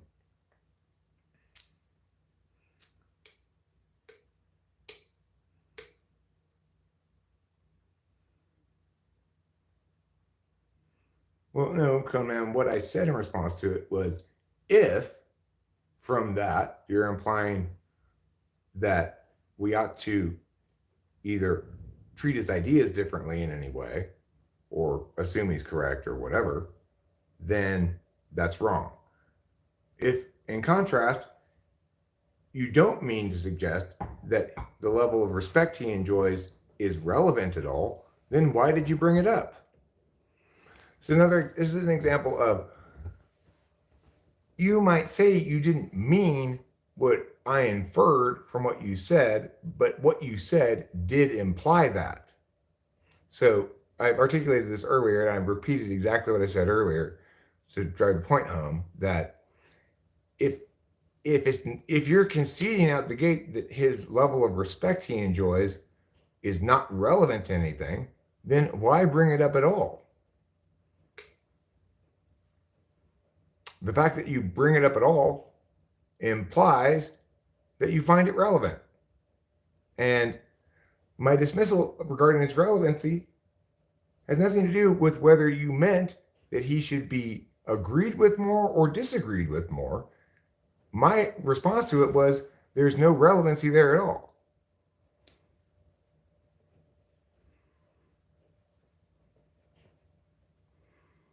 Okay, well, you do your thing. No, I mean, I did infer from that you thought it was relevant. Should I not have inferred that?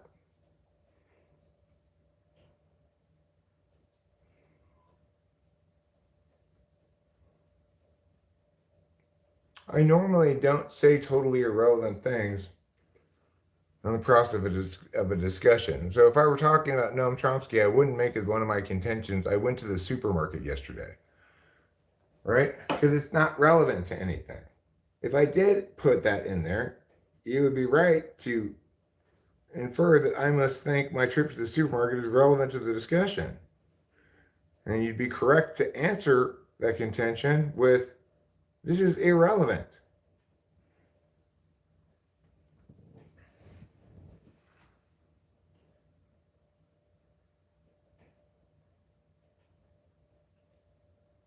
So, sorry that I assumed you said things you believed were relevant. Silly me. I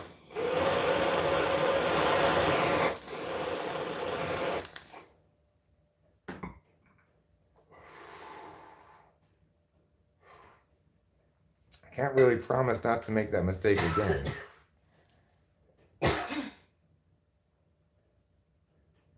On probability basis, people who are more well respected are not more likely to be right about any given point than anybody else.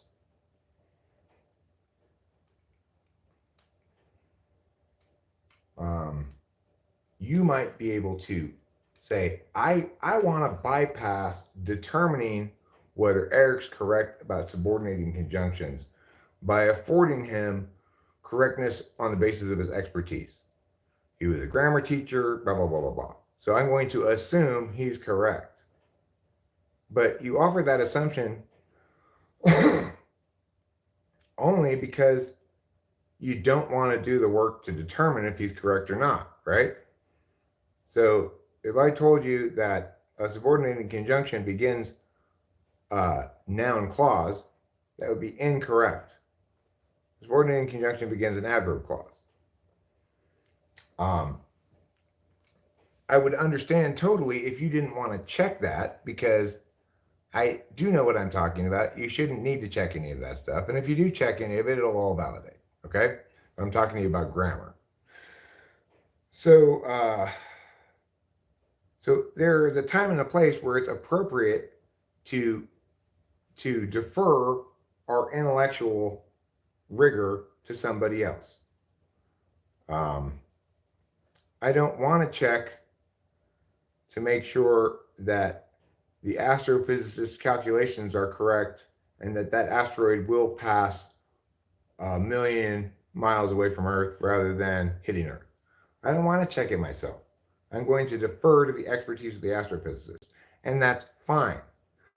But your deference to the astrophysicist in that matter is not a reason to believe that the astrophysicists are correct or incorrect. It's instead you using a heuristic so that you don't have to deliberate everything yourself. And there's nothing wrong with that, right?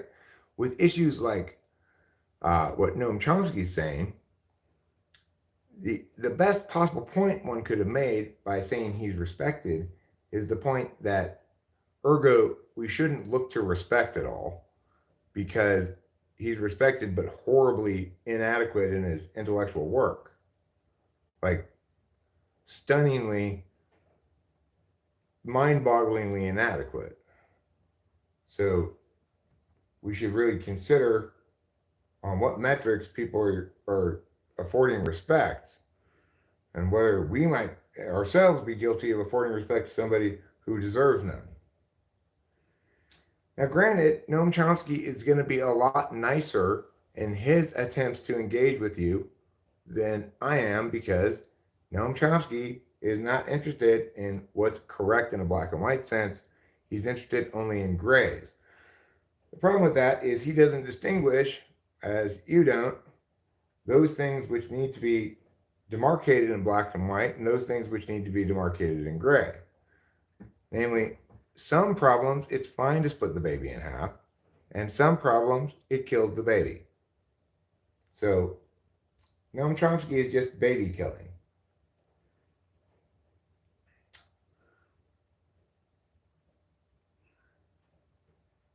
I mean, Google Noam Chomsky quotes. See what you come up with. See what you think of those quotes, Carlos Paiva. Google it. But so what does it mean about Freud if he has good quotes? Well, it means that his quotes are not a reason to negate him. But his quotes are not a reason to negate him. Yeah, that's all it tells us, is that his quotes are not a reason to negate him, the ones that we read. Yeah. You know, it's like you could read a buttload of quotes from somebody and many of them be a wash. In other words, inform you not very much about that person as a thinker. But you can encounter a fairly small number of quotes that are definitive that a person's a bad thinker because they're so demonstrative of poor thinking.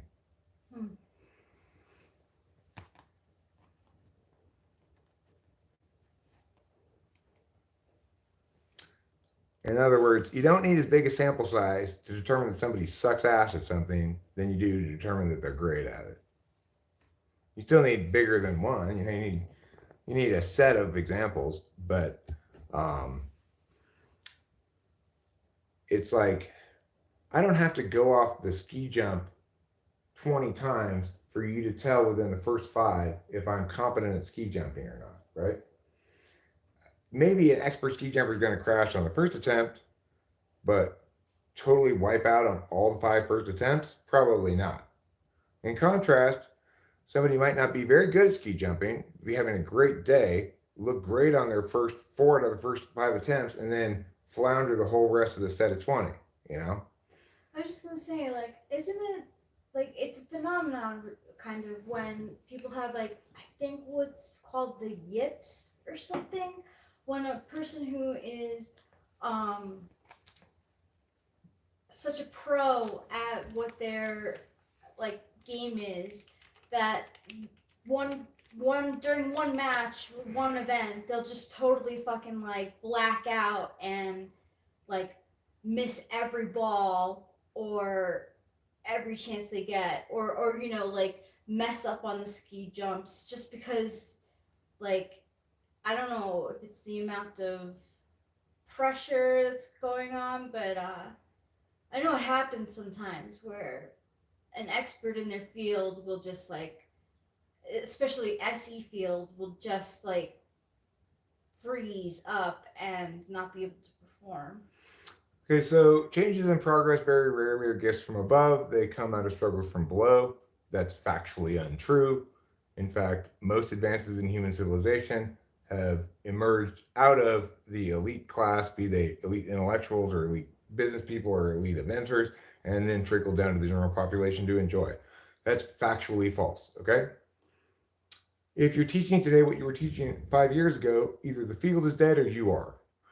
Well, I mean, what I'm explaining today about cognitive functions has evolved a little bit in the last 5 years. What I'm saying about argumentation has evolved a little bit in the last 5 years, but it is possible to attain mastery over subjects that comprise closed systems. Failing to distinguish so is not an example of good thinking.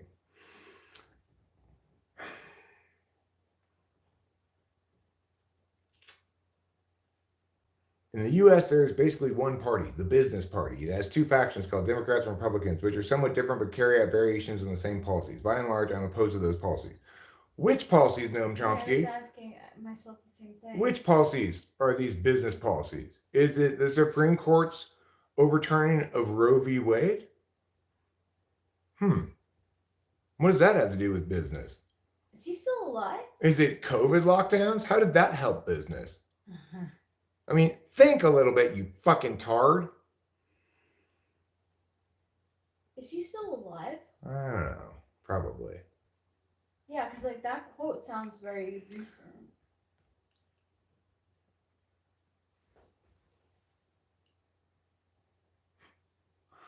This is such an ENFP thing to say. Oh my God, and so fucking wrong and stupid, right? Language is the process of free creation. Its laws and principles are fixed, but the manner in which the principles of generation are used is free and infinitely varied. Even the interpretation and use of words involves a process of free creation. It can, if you disavow TI parsing entirely. Some matters are is TI appropriately disavowed when communicating about, and about most things that matter, disavowing TI in the communication results in a clusterfuck of disaster called Noam Chomsky.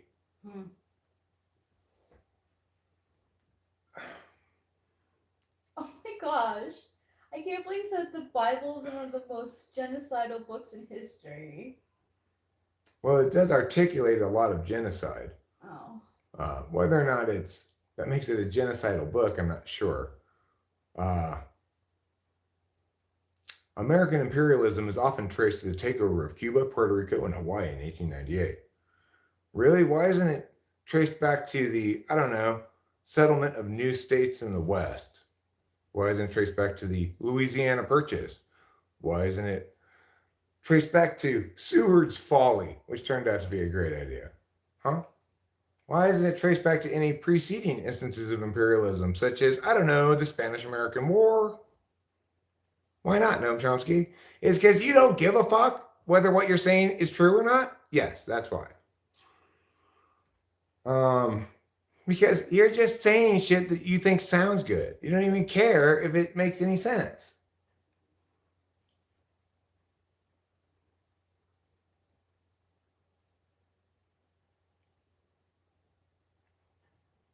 So he's an atheist, Noam Chomsky is, but he says, I don't join the new atheists. So, for example, I wouldn't have the arrogance to lecture some mother who hopes to see her dying child in heaven.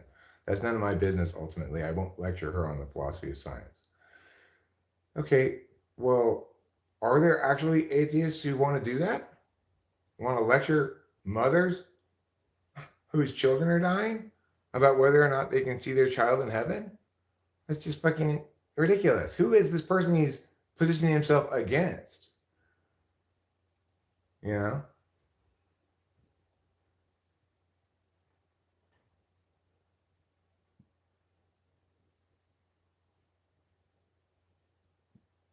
He's right here. States are not moral agents. People are and can impose moral standards on powerful institutions.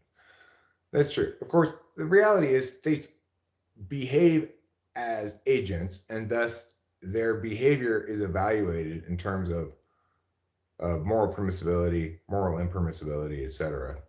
I'm actually pleasantly surprised by the quality of many of these quotes, but there's enough terrible ones that I can tell you this guy's an INFP. INFP? Yeah. I mean ENFP. Yeah, I thought, yeah.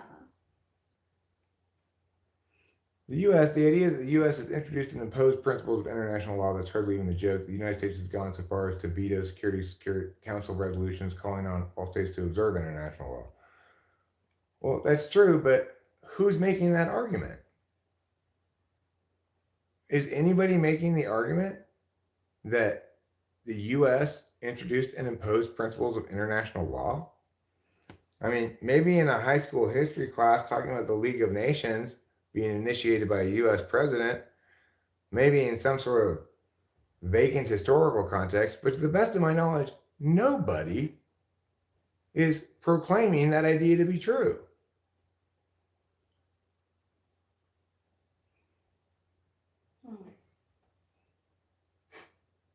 Thing is, look at this quote. The term globalization is conventionally used to refer to the specific form of investor rights integration designed by wealth and power for their own interests. Look, the thing is, what Noam Chomsky fails to recognize here, of course, is that capital generating behavior exists outside of any structure designed for any specific purpose like that, right? The various structures are designed primarily to regulate those behaviors and or standardize them, you know? For example, if I were to do the legwork on it, I could go get a crypto wallet that's independent of a thing like Coinbase and buy Bitcoin on Coinbase, transfer Bitcoin to that other wallet, and buy meme combat with that other wallet. Now, this is, instead of being a system designed by wealth and power to preserve wealth and power, cryptocurrency is the opposite, right? It's a decentralized approach to currency that can only be seen meaningfully as undermining centralized power. So when systems emerge to make money, such as invest in meme combat now and make a lot of money when it appreciates in value, if it does, to make that kind of investment, that's not the consequence of a system. That's the consequence of reality, right? It's just how reality is. Okay, so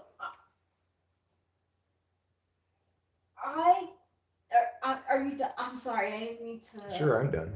I want to make sure that you are. I don't think that Chomsky's in INFJ. I think we should compare INFJ. What's his name? That philosopher dude. Eckhart Tolle quotes to Noam Chomsky. They're going to be very different. Yeah, let's look at some classic, also bad INFJ quotes. Yeah, they're going to be bad. Okay. There's going to be some in there that are like fucking ridiculous, but they're going to sound different from Noam Chomsky. Right, they're going to sound very different. Yeah. You'll hear the lack of NE, right? So, for example, the past has no power over the present moment. Whatever the present moment contains, accept it as if you had chosen it. No, I don't want to see your free resource library of bullshit. Focus attention on the feeling inside you. Know that it is the pain body. Accept that it is there. Don't think about it. Don't let the feeling turn into thinking. Don't judge or analyze. Don't make an identity for yourself out of it. Stay present and continue to be the observer of what is happening inside you. Become aware not only of the emotional plane, but also of the one who observes, the silent watcher. This is the power of the now, the power of your own conscious presence. Then see what happens. So, okay, that's a different kind of bullshit. Yeah, it's different. It's ENTPs don't have INFJ perspective, Cone Man. But remember, it's important regarding the individuals too. Rachel is very willing to learn from me, and I'm very willing to learn from her. I have another INFJ friend who is unwilling to stay in his lane, which is to say, when I had a lot to learn from him, which I did at one point, I learned it all. It was about aesthetics. It was about the reason your music sucks, Eric, is because you're using your extroverted intuition too much and your introverted intuition too little. Instead of getting rid of the songs that you come up with that sound familiar, keep those ones. Those are the good ones to keep. Learning certain strategies like that from an INFJ helped me immensely. But I've now learned everything he has to teach me about that, right? I have a lot he needs to learn from me, but he's unwilling to learn, but it's not his fault because he's under continual ontological assault in a horrible relationship. In contrast, Rachel and I are never trying to one-up each other. Rachel respects that if I feel, I don't like correcting Rachel, but if I feel the need to correct her about something, that she knows she's safe. If it turns out she's right, first of all, she'll probably be able to ask a question that'll make me go, huh, okay, you know what? Never mind what I said, because that just makes me question what I just said. Or she can count on the fact that at some later point, if she's right, even if she hasn't figured out that she's right, I'm going to point out that she was right and I was wrong. Yeah, you always give me credit. Yeah, 100% of the time. You don't pout like or dismiss me. No, I'd like to think I'm more or less the same with anybody. If they say the right thing to me, I'm easy to unlock, right? Yeah, I may be making statements about how things are, whatever. If you have the right response that undermines what I'm saying successfully, I will rethink what I'm saying right now and be like, okay, actually, hold off there. You make a good point. I have to step back from my affirmation here and either go back to the drawing board or pull back the scope of its claims or whatever.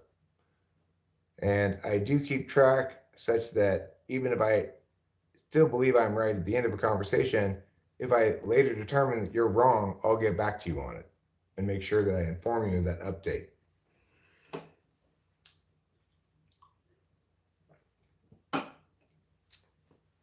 I don't try to understand the INFJ's mind at all, Cone Man.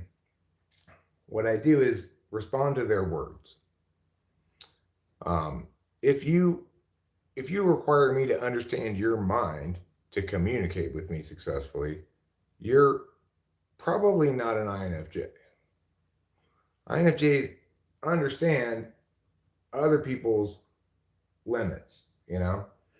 They may not, without cognitive functions, understand why those people have those limits. But I think INFJs are considered old souls because they're the types who realize first in life how limited all the people around them are. I agree with. That's definitely true.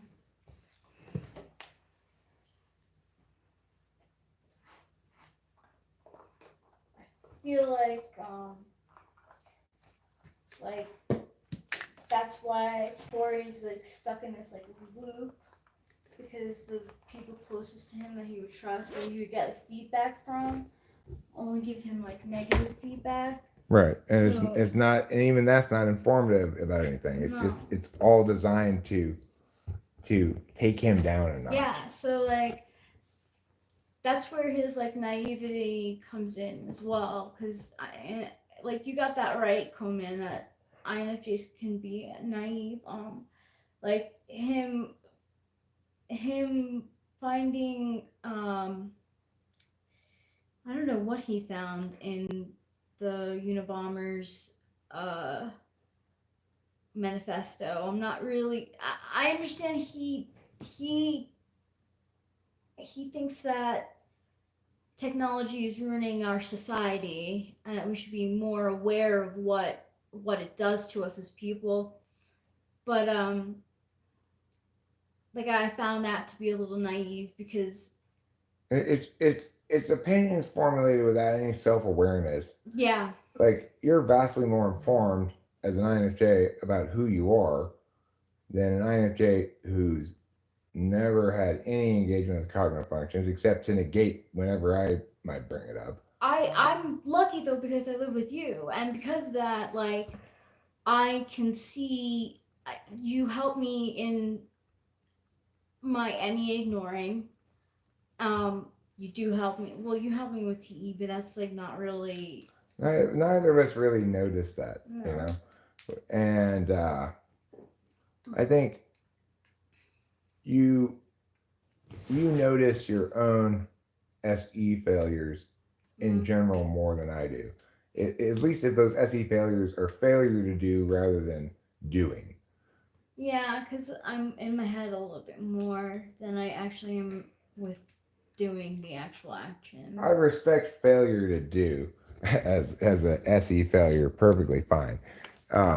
Like buying too much stuff, that's another SE4 thing. That one I have a little bit more trouble with because I'm not a buyer of stuff. And so I have trouble putting myself in a frame of reference where buying objects provides satisfaction. But I get that Rachel finds it such, and so we don't have any problem with it because we've got a manageable budget and stuff that we've worked out on the issue and stuff. So we don't have any issues with it anymore. But it used to be a potential point where you'd articulated the potential point of incompatibility between us in that regard. One of the rare points that I could point to, which is why I bring it up at all. Not because it's especially relevant to relationship at all. I would say it's very little relevance to our overall relationship because it's very rarely, well, it's not anymore ever a problem. So, anyway, the thing is, Rachel and I enjoy a relationship where an ESP and an INFJ can complement each other well, in part because we, on a particularist level, we aren't really occupying the same lane either. Like, she's not also making typology content on her channel. She's a chick, right? Like, males have potential kind of ego challenges that mates don't have. I genuinely feel happy for every one of Rachel's successes, and I'm sure she feels the same way for me. I don't necessarily think that's the case with Corey because I think there's some unconscious FI going on there, precluding him from being objective as is his nature about things, you know? And I think that can be a problem for INFJs, especially to the extent that they link their identity and worth to their NI. They do so less consciously for sure than an FI type would. So accordingly, when you negate some component of some artifact of their intuition, like this generalized statement or that generalized statement, then you may trigger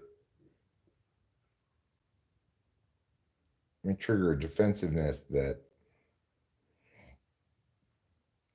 doesn't look good on them, you know?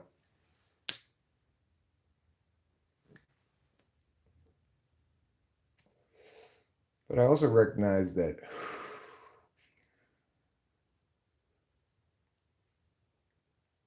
the lesson that we should learn from Corey and Rachel is that we do a disservice to everyone when we underestimate the significance of particularist factors in how a given type or person plays out in the world. Whatever I might say generally about INFJs is not going to be very informative about Corey, because Corey's more defined by his sustaining in an abusive relationship for such a long time. I would love to facilitate him getting out of that relationship, but I just don't think that's ever going to happen, frankly. And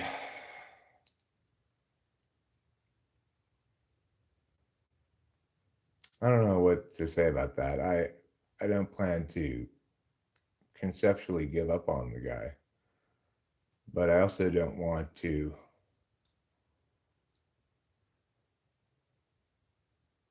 have sufficient attachment to find his ongoing situation ongoingly emotionally triggering for me.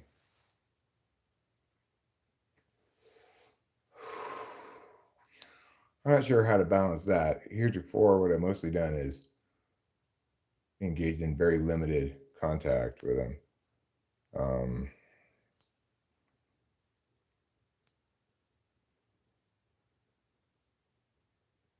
It's like, I don't feel like, I guess, I can meaningfully have him as a friend as long as he's still in this relationship.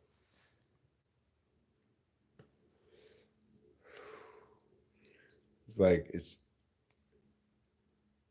too hard to watch him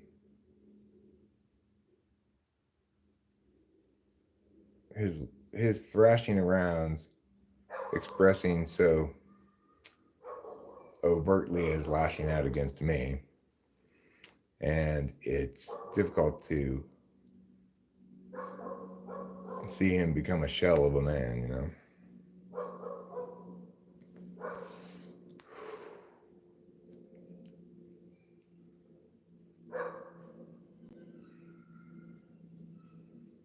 That's what toxic people do, you know. They make you smaller and smaller and smaller. They try to control your expression of self by extrinsic motivations like sticks and punishments and stuff. Liz controls Corey's expression of self by shitting on every expression of self until he retracts back to just his NI. The point where even the FE goes out the window.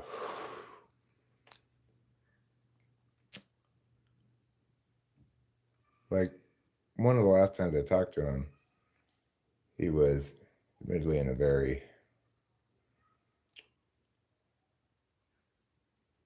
fragile, vulnerable state at the time, I think. But he really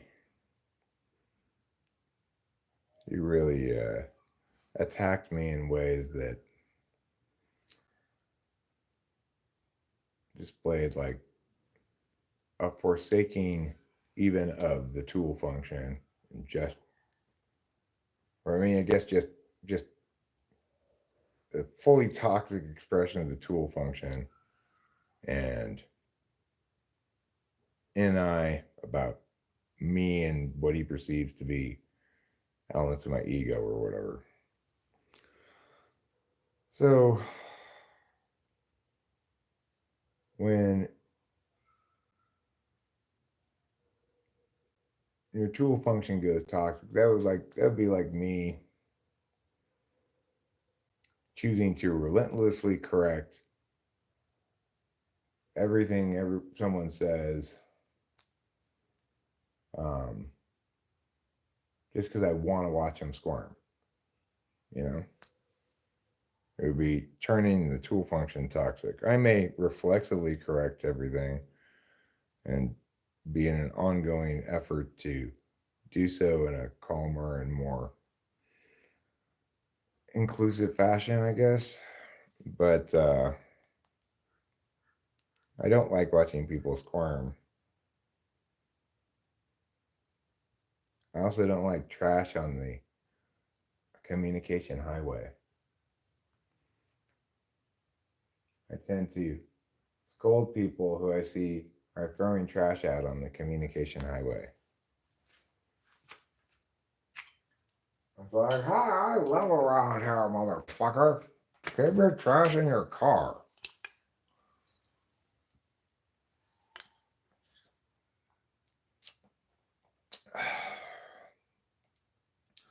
I don't know. Maybe I'm just litterophobic. That probably explains it. I'm just engaged in hate speech against litterers.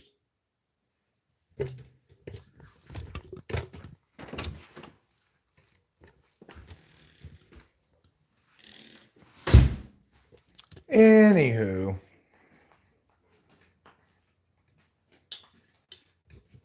I have like a little bit of interesting info. That's a movie that, in my opinion, is going to contain a lot of FI.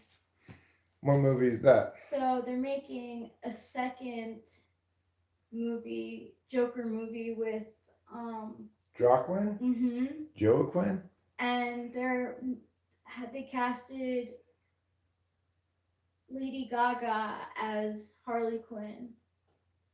And I think that, in my opinion, I don't know. I see. Cone man, I'm not closed to your input. you're not providing input that validates well. In other words, the things you're saying don't strike me as insightful, resonant with actuality. They don't strike me as consistent with what I and we should already know. They don't strike me as being ideas formed under any specific framework, so I can't even validate them against your metrics. You may say you're not articulating them in enough detail, but what you are articulating is fundamentally undetailed. So I don't know, man. I think you're projecting onto me here. I'm not closed to input, and I don't appreciate being accused of that. I am responsive to what people say, just as I'm responding to what you say right here, right? Accusing me of being closed to others' input requires a response from me, right? If you can cite examples where you've given good input that I could have found useful, but chose not to because I was closed off to it, then please provide that. Sorry, Rachel. I'm sorry I cut you off. That's okay. So I think that like Lady Gaga like is front stack SFI. Like I feel like she's an FI person. Maybe I don't really know. Yeah, I don't really know either. But I think her casting as Harley Quinn is an interesting one. Yeah. I don't really want to see it. But I think it's an interesting casting. I mean, if you have specific questions you want me to answer, that's fine, but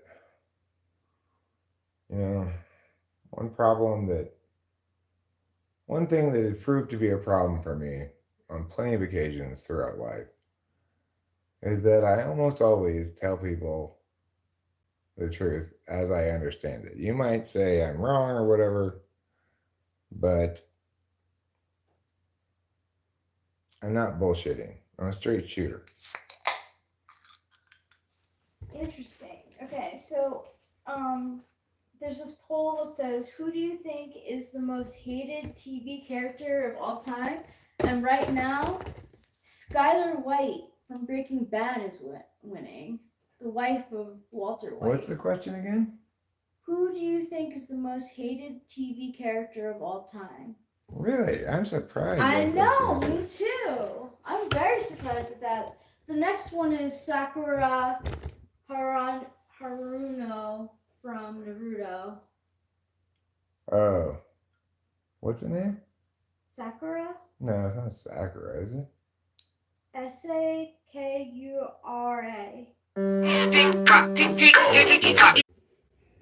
Well, I'm sorry, everybody. I had to take a phone call. But the good news is,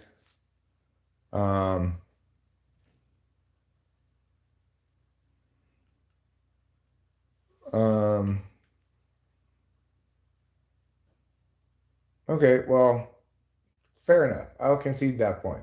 If I said you couldn't teach me anything about MBTI, that was a factually wrong statement. It's possible you could teach me something about MBTI. All you have to do is say something insightful and informative about the subject, and I'll agree with you that not only can you, but you have.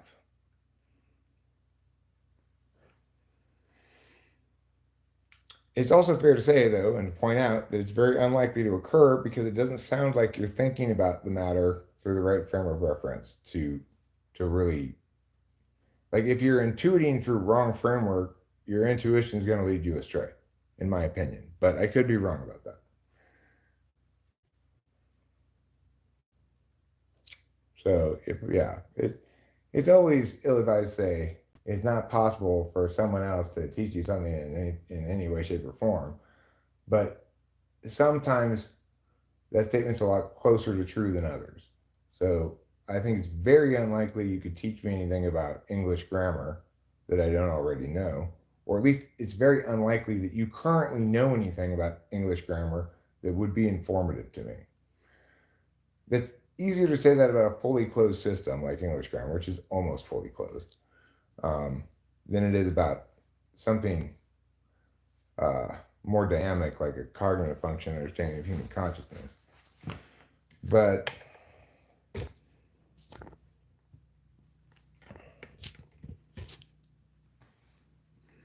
And yeah, I get that the conflict here is between, you could say it's between holistic and binary. That's probably the best way to put the conflict. Uh, but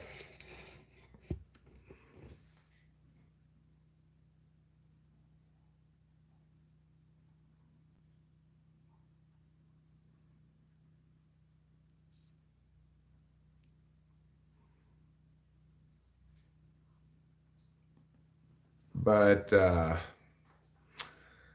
I'm also arguing that, not that we should necessarily take a binary approach to everything, but I'm additionally arguing, I guess I prefer my framework argument, which says we ought to do the subject of cognitive functions the service of communicating precisely about it when we can. It's already so muddied, you know? It's already so full of people's poorly informed interpretations of things. But, what are you going to do? People are going to do what they're going to do. They're going to say what they're going to say. They're going to think what they're going to think. I'm not in charge of them. And that's just how it goes.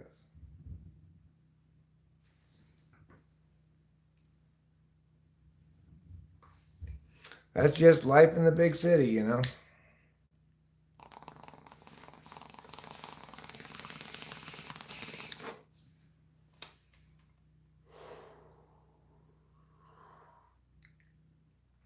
don't care about the credit con man. The thing is, I'm not going to do your work for you. I've generated a shit ton of content about the subject. If you want to learn from it, learn from it. If you've not watched a shit ton of my content, my point is you have been intuiting off of bullshit. Bullshit in, bullshit out, If you want to use your intuition to understand cognitive functions, you should be intuiting about defensible typology as I've articulated it in myriad videos.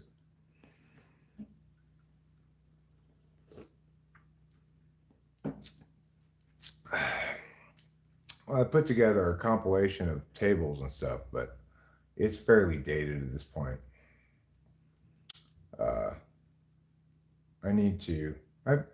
I have progress.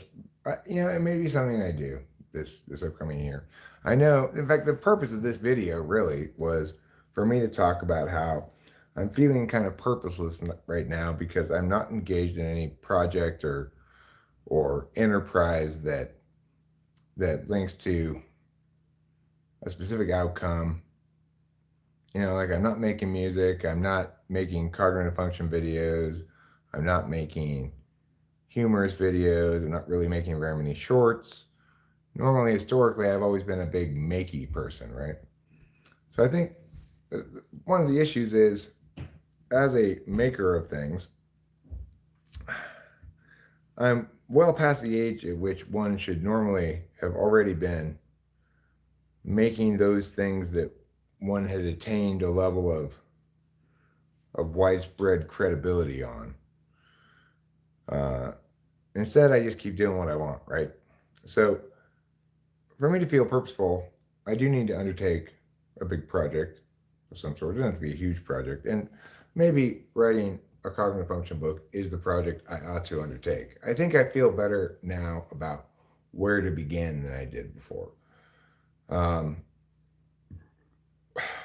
In my previous attempt at this, because I have a book started some distance, but I didn't have good clarity about the path to take in explicating everything. There's a lot to explain, and I wasn't sure how to go. Well, I guess what I needed, the thing that's kind of freed me up on this conceptually, which makes me want to take another crack at it, is the idea that you need an analog for what you're doing in order to have people frame the question right from the outset. And the analog is a model of the solar system. So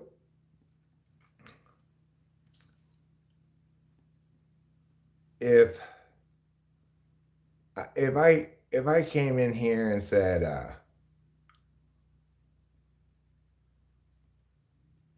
Saturn's rings look just like its orbit around the sun. I mean, the correct response to that is, okay, well, they're both elliptical to some extent, I guess, but there are many different rings, each potentially describing a different ellipses. I guess each necessarily describing a different ellipses, even if it's scalar.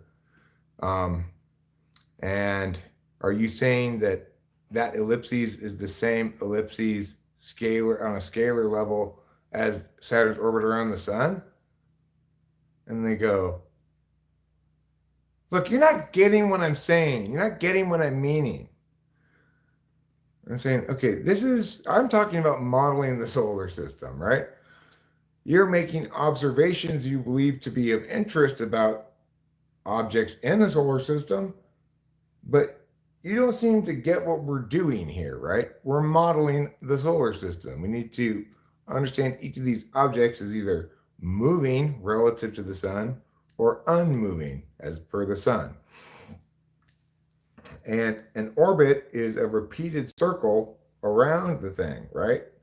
And what we're trying to show here is that this orbit, it takes this one this long to go around once. In the same amount of time, this one goes around once, this one will go around 10 times. And we want that to be exactly as it is in the sky, as we're comparing against, right? So I'm going to start this next attempt at a bug, if I do end up undertaking this project, which is something I've been thinking about. It's not like this is the first time it's come up in my head. I'll begin it with establishing that analog to remind people that what we're attempting to do is to describe a dynamic system in terms of how the dynamisms link to each other and link back to something that doesn't move, right? That's what you need to do in modeling something. So then when I go forward and explain fields, I'll have the analog to say the field in the solar system example is outer space. When I explain negligibility in terms of model concepts, like these things here are indeterminate because, or undetermined because their impact on the system as a whole is negligible, right? Then I'll have an analog for that. I'll say, just like a comet going through the solar system is in that system, is something you can observe within the system. It doesn't mean it's necessarily something we have to account for in our model, because the impact of the gravitational pull of the comet on the planet comparative to the impact of the sun is negligible, which means it's a wash. It washes out and it doesn't impact the system as a whole. Then I'll have a good example of negligibility to refer back to. So keep in mind that what I'm not doing is presenting some theory about cognitive functions. What I'm doing is explicating Jungian cognitive functions in a way that can be modeled, okay? It's not a functioning physical model of it. In other words, I don't have mechanical little people going around paying attention to things, etc., and have outcomes, be in some degree predictable, or at least relationally predictable, right? But what I'm doing is presenting an actual model of things. Then, once we have a full presentation of the model linked back to analogs in the solar system example, then if people are able to read and understand that whole thing, then maybe I won't encounter this problem so much, right? Then people like Coneman, who like anybody uses their attentional manners moving through the world, won't run afoul of intuiting off a bunch of BS before finally arriving at the actual explanation of things, and thereby being able to intuit forward off of a sound foundation. So should I write that book? Yes. Will I write that book? I'm not sure, But I'd like to think that, yes, maybe I will. I'd like to think that maybe I'll start it tomorrow, work on it some every day if I wanted to, if I felt like it, get it done in a month or two. Wouldn't take a super long time. I understand everything I'm trying to explain, including where I don't understand.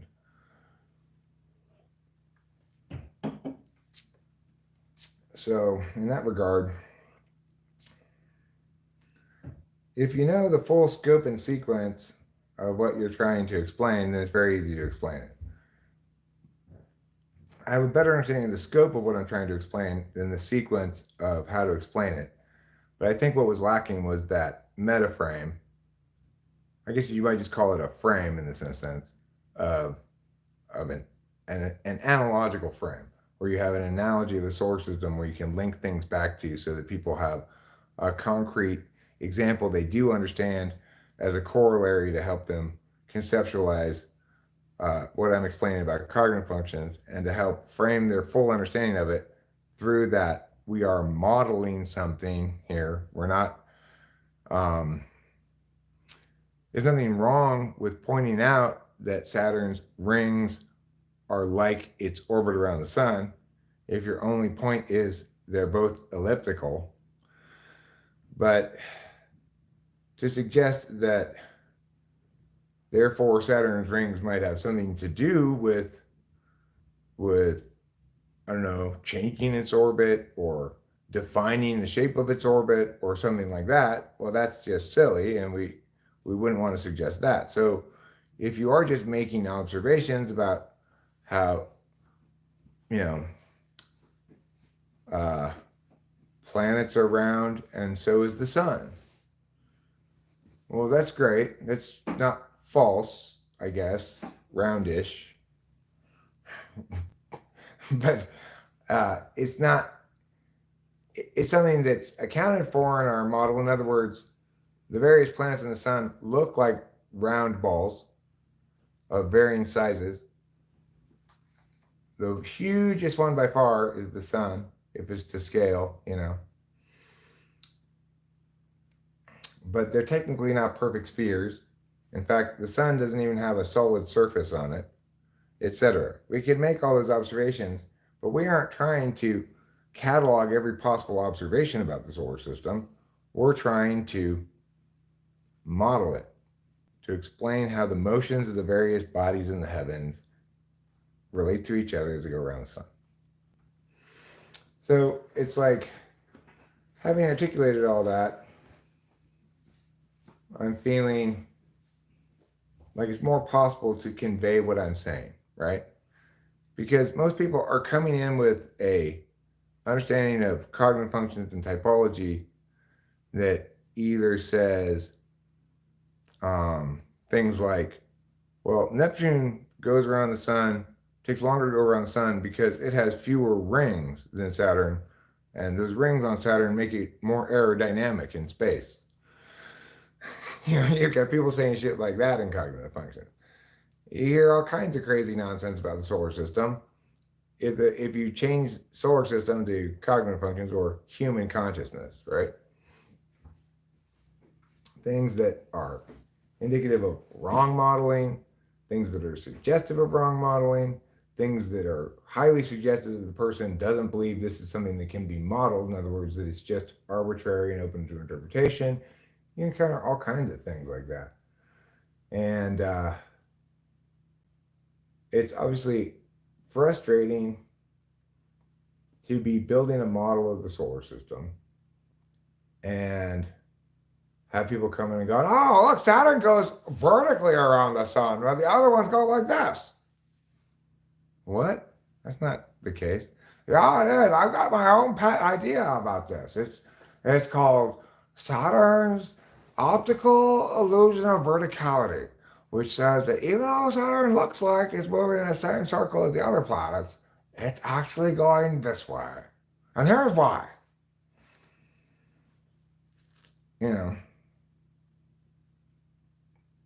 At which point, now you're back fighting outside the gates. Now we're not trying to figure out any longer how to correctly model what's observationally so, the planets going around the sun. Now we're back outside the gates arguing um, about observations, like the sun sets in the west. No, I say the sun sets in the south, right? Because I define south as wherever the sun sets.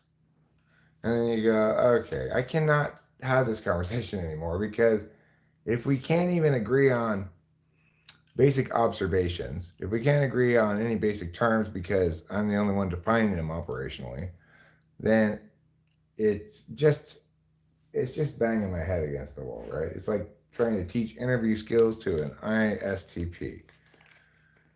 It's literally masochistic.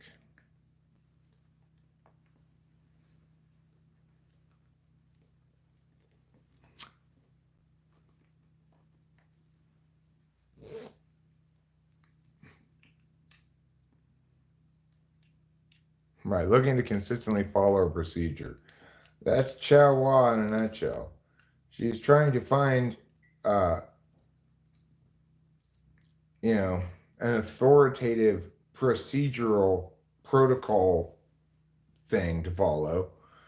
And instead of recognizing that she's not allowing any strategy to be authoritative, she just continues to ideate about how every successful strategy is authoritative, and if they contradict each other, do both. Mm. A little light maker. It makes a disjointed paper. Do you think like it's very similar to when she was worried about Chloe and the math camp? Like if it was like gonna be okay? Yeah, she's projecting some experience of hers from a long time ago when she had a bad kind of go away camp.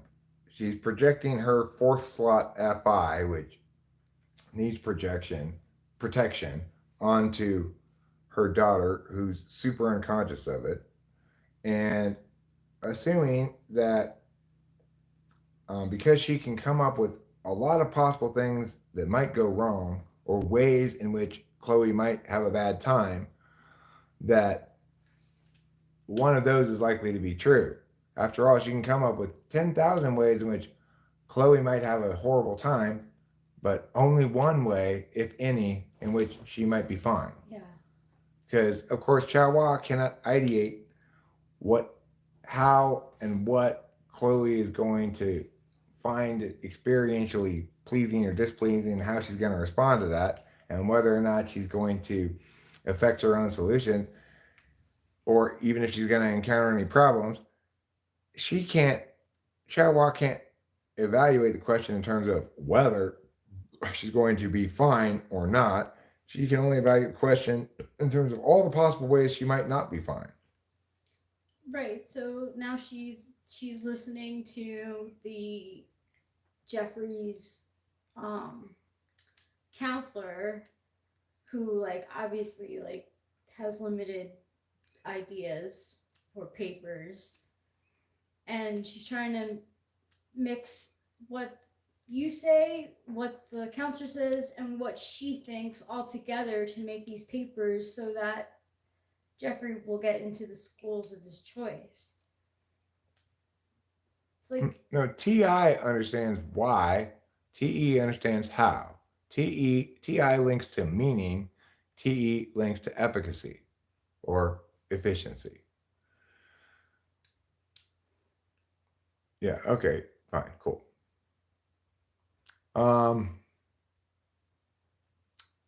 Do we group intuition and sensing in terms of objectivity too, like SE and NE being objective? Well, yes, in the following sense, that everything that's communicative has to have primarily an objective frame. To be communicative, we have to have external reference to validate. So if I'm saying to you, you should invest in Miana stock, before you're going to listen to what I'm telling you you should do, even if you trust me a lot, you're going to look into it some yourself, right? So the point is that to be communicatively effective is to be communicatively defensible. You can defend whatever positions you're articulating, and people can ask you questions that they need answered to validate against their own metrics, and you'll be able to answer those questions to their satisfaction. So one of the problems I have with the pushback I tend to get is it tends to take the form of something other than questions. The best way to push back against something wrong in general is to ask questions about it. I don't necessarily default to always asking questions, but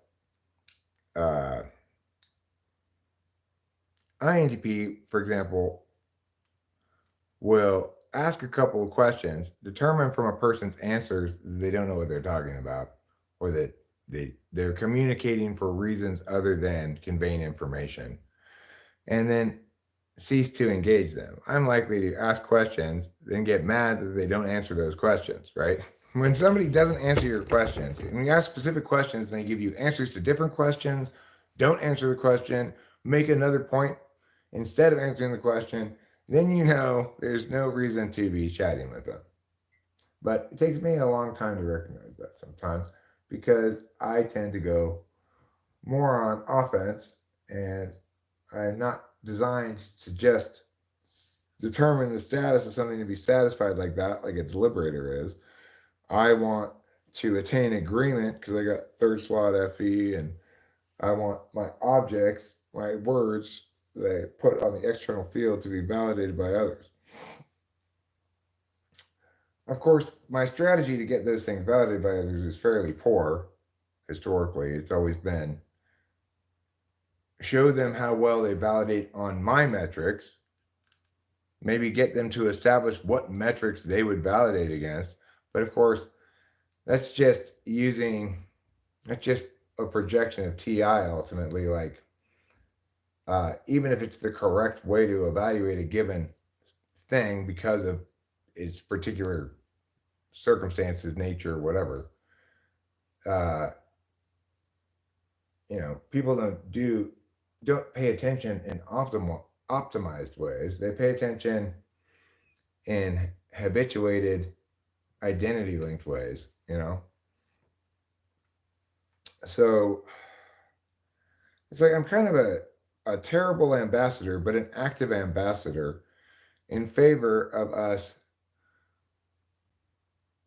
explaining ourselves clearly, communicating clearly by establishing if we're trying to do what we're trying to do with our language, right?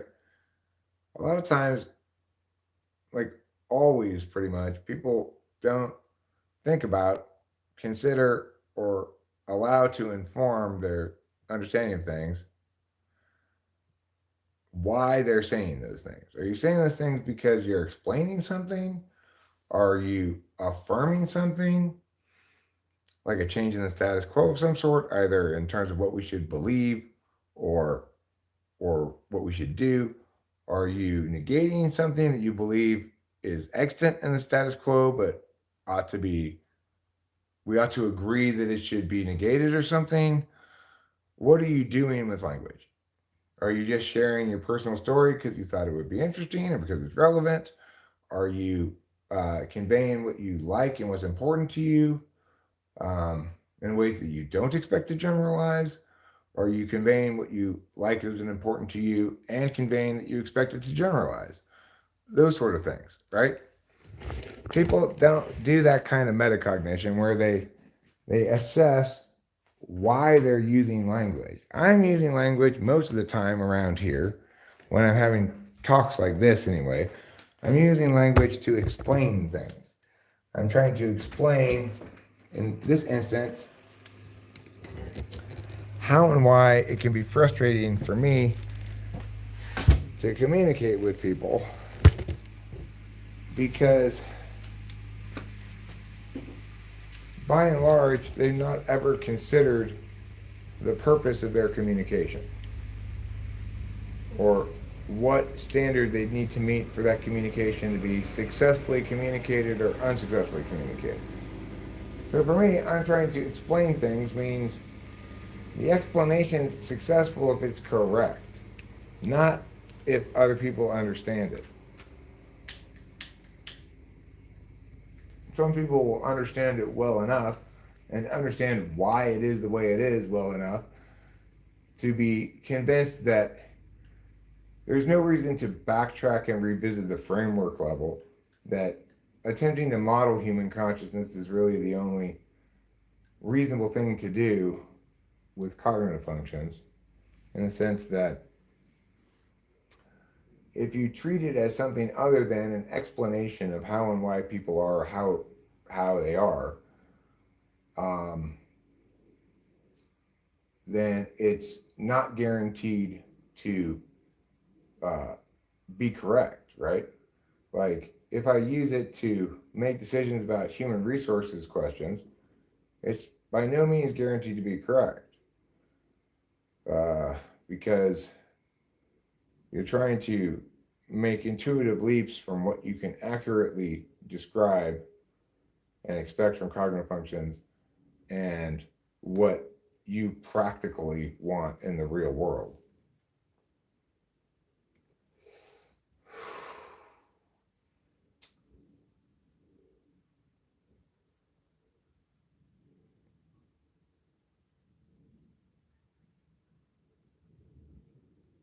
But if you're using it to explain, if I'm explaining Chawa, why is Chawa, if you come to me with a specific question about it, why can't I get through to Chawa about this? The answer is easy to articulate if somebody's fully informed about cognitive functions. The answer is NI polar.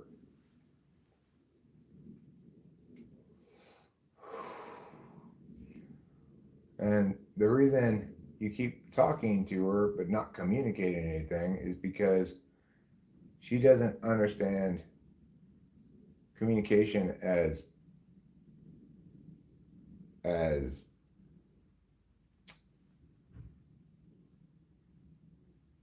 useful for eliminating possibilities, because she's got a very childlike third slot extroverted intuition. My dad also seemed to have a poor job understanding when there were too many conditionalities to potentiate things that might go wrong. So it's like, if this happens, then we'll do X, but if this happens, then we'll do Y instead. And if we do Y, then we'll go meow. And then if we do X, then we'll go meow. If you start trying to ideate what might go wrong with meow and meow too much, well, pretty soon you come up with another conditional. Well, under meow, if we do meow, then meow. Well, then all of a sudden you get too much metaphysical work to be done on a system that retains too much of its dynamism. TE relies on the ability to pin certain things down as unchanging within the dynamism of the system. So TE is how we figure out non-universal dynamic systems, non-universal particular systems, right? How to fix a fridge, how to run this particular business successfully is going to be different than it's like if it's a florist or a restaurant, right? You may gain guidance from universally advisable business practices as taught in like an MBA program or something, but that's NITE, producing those protocols and recognizing that they scale, But for most things in terms of business practices, protocols don't scale, right? You've got to behave differently if you're operating a major corporation with 500 employees or something than if you're operating a mom and pop business. Regardless, the point is that TE has to figure out sometimes dynamic systems And in processing data, for example, um, it can sometimes take a very TI approach. For example, when I fixed the dryer, the way I fixed it was following some instructions somebody had put on the internet that said, first get a tester to check to see the status of your um, high temperature fuses. So I got that and checked them, and of course they were blown out, and of course I replaced them. Only afterwards did I realize in this circumstance, it literally couldn't be anything but that, right? For it to be something other than that, it would have to be like a heating coil or regardless, these fuses are probably very old on this dryer. They may be the original fuses, and this house was built, and those dryers were bought a solid 20 years ago, maybe 22 years ago or something. And and certainly that's exactly what the problem is here. I don't need to buy an electrical tester to test to see if the fuses are still working. That's a very that's a very step by step ordinated process because you know they didn't want to advise somebody to move ahead and change parts that weren't broken when it might be something else is the problem. It's only with intuiting about the totality of my dryer, the situation, the symptoms it was presenting, and the possible other causes. Given the fact that my propane was my dryer's propane, there literally was very little anything else that could possibly be responsible for the heating failure of the dryer. So, with intuition and knowledge that I garnered via experience, because I'm an SI conscious person, right? I now, if somebody else described to me the same situation, I would say, don't bother getting the electrical tester. Just replace the fuses. The parts are super cheap. They're easy to replace. And even if it's not the problem, they probably need to be replaced anyway.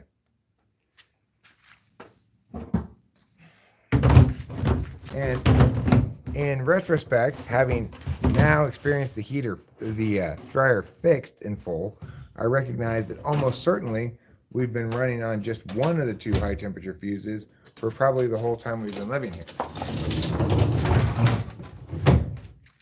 Now it's hotter and gets things done fast, right? So now if you were to ask me to intuit a solution slash course of action you should take regarding your dryer that still turns around but no longer gets hot inside, I would advocate that even if it turns out not to be the problem, the first thing you do is replace the high temperature fuses for the reasons I've articulated. The parts aren't expensive, it's easy to do, they might need to be replaced anyway, and it's almost certainly the solution to your problem. Don't bother with the electrical tester until after that attempt fails. That's what I would suggest to people having had that experience. How universally will my experience universalize to other people in their dryers? Well, it'll best universalize to people who have got propane dryers like me. And it'll second best universalize to people who've got gas dryers, natural gas, and third best generalize to people who've got electrical dryers.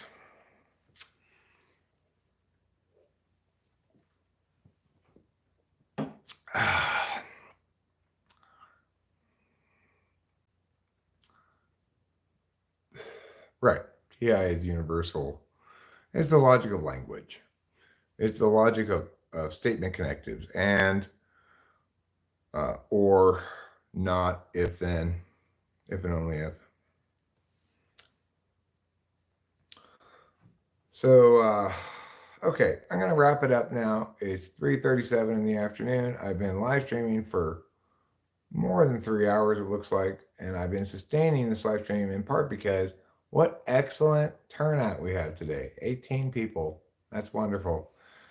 Normally, that kind of turnout can sustain my live streaming for even longer than I've stromed today. But I may stream again later. So that's going to be why I'm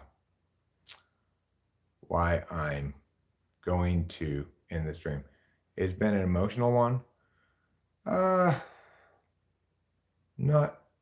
Not unusually so compared to most streams, I would say.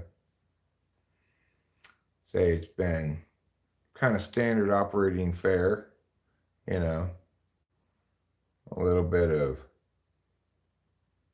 Eric ranting, a little bit of engaging with the chat, etc. You know, your normal live stream. So anyway, I'll see you all later, maybe later tonight. If not, I'm sure tomorrow. Bye.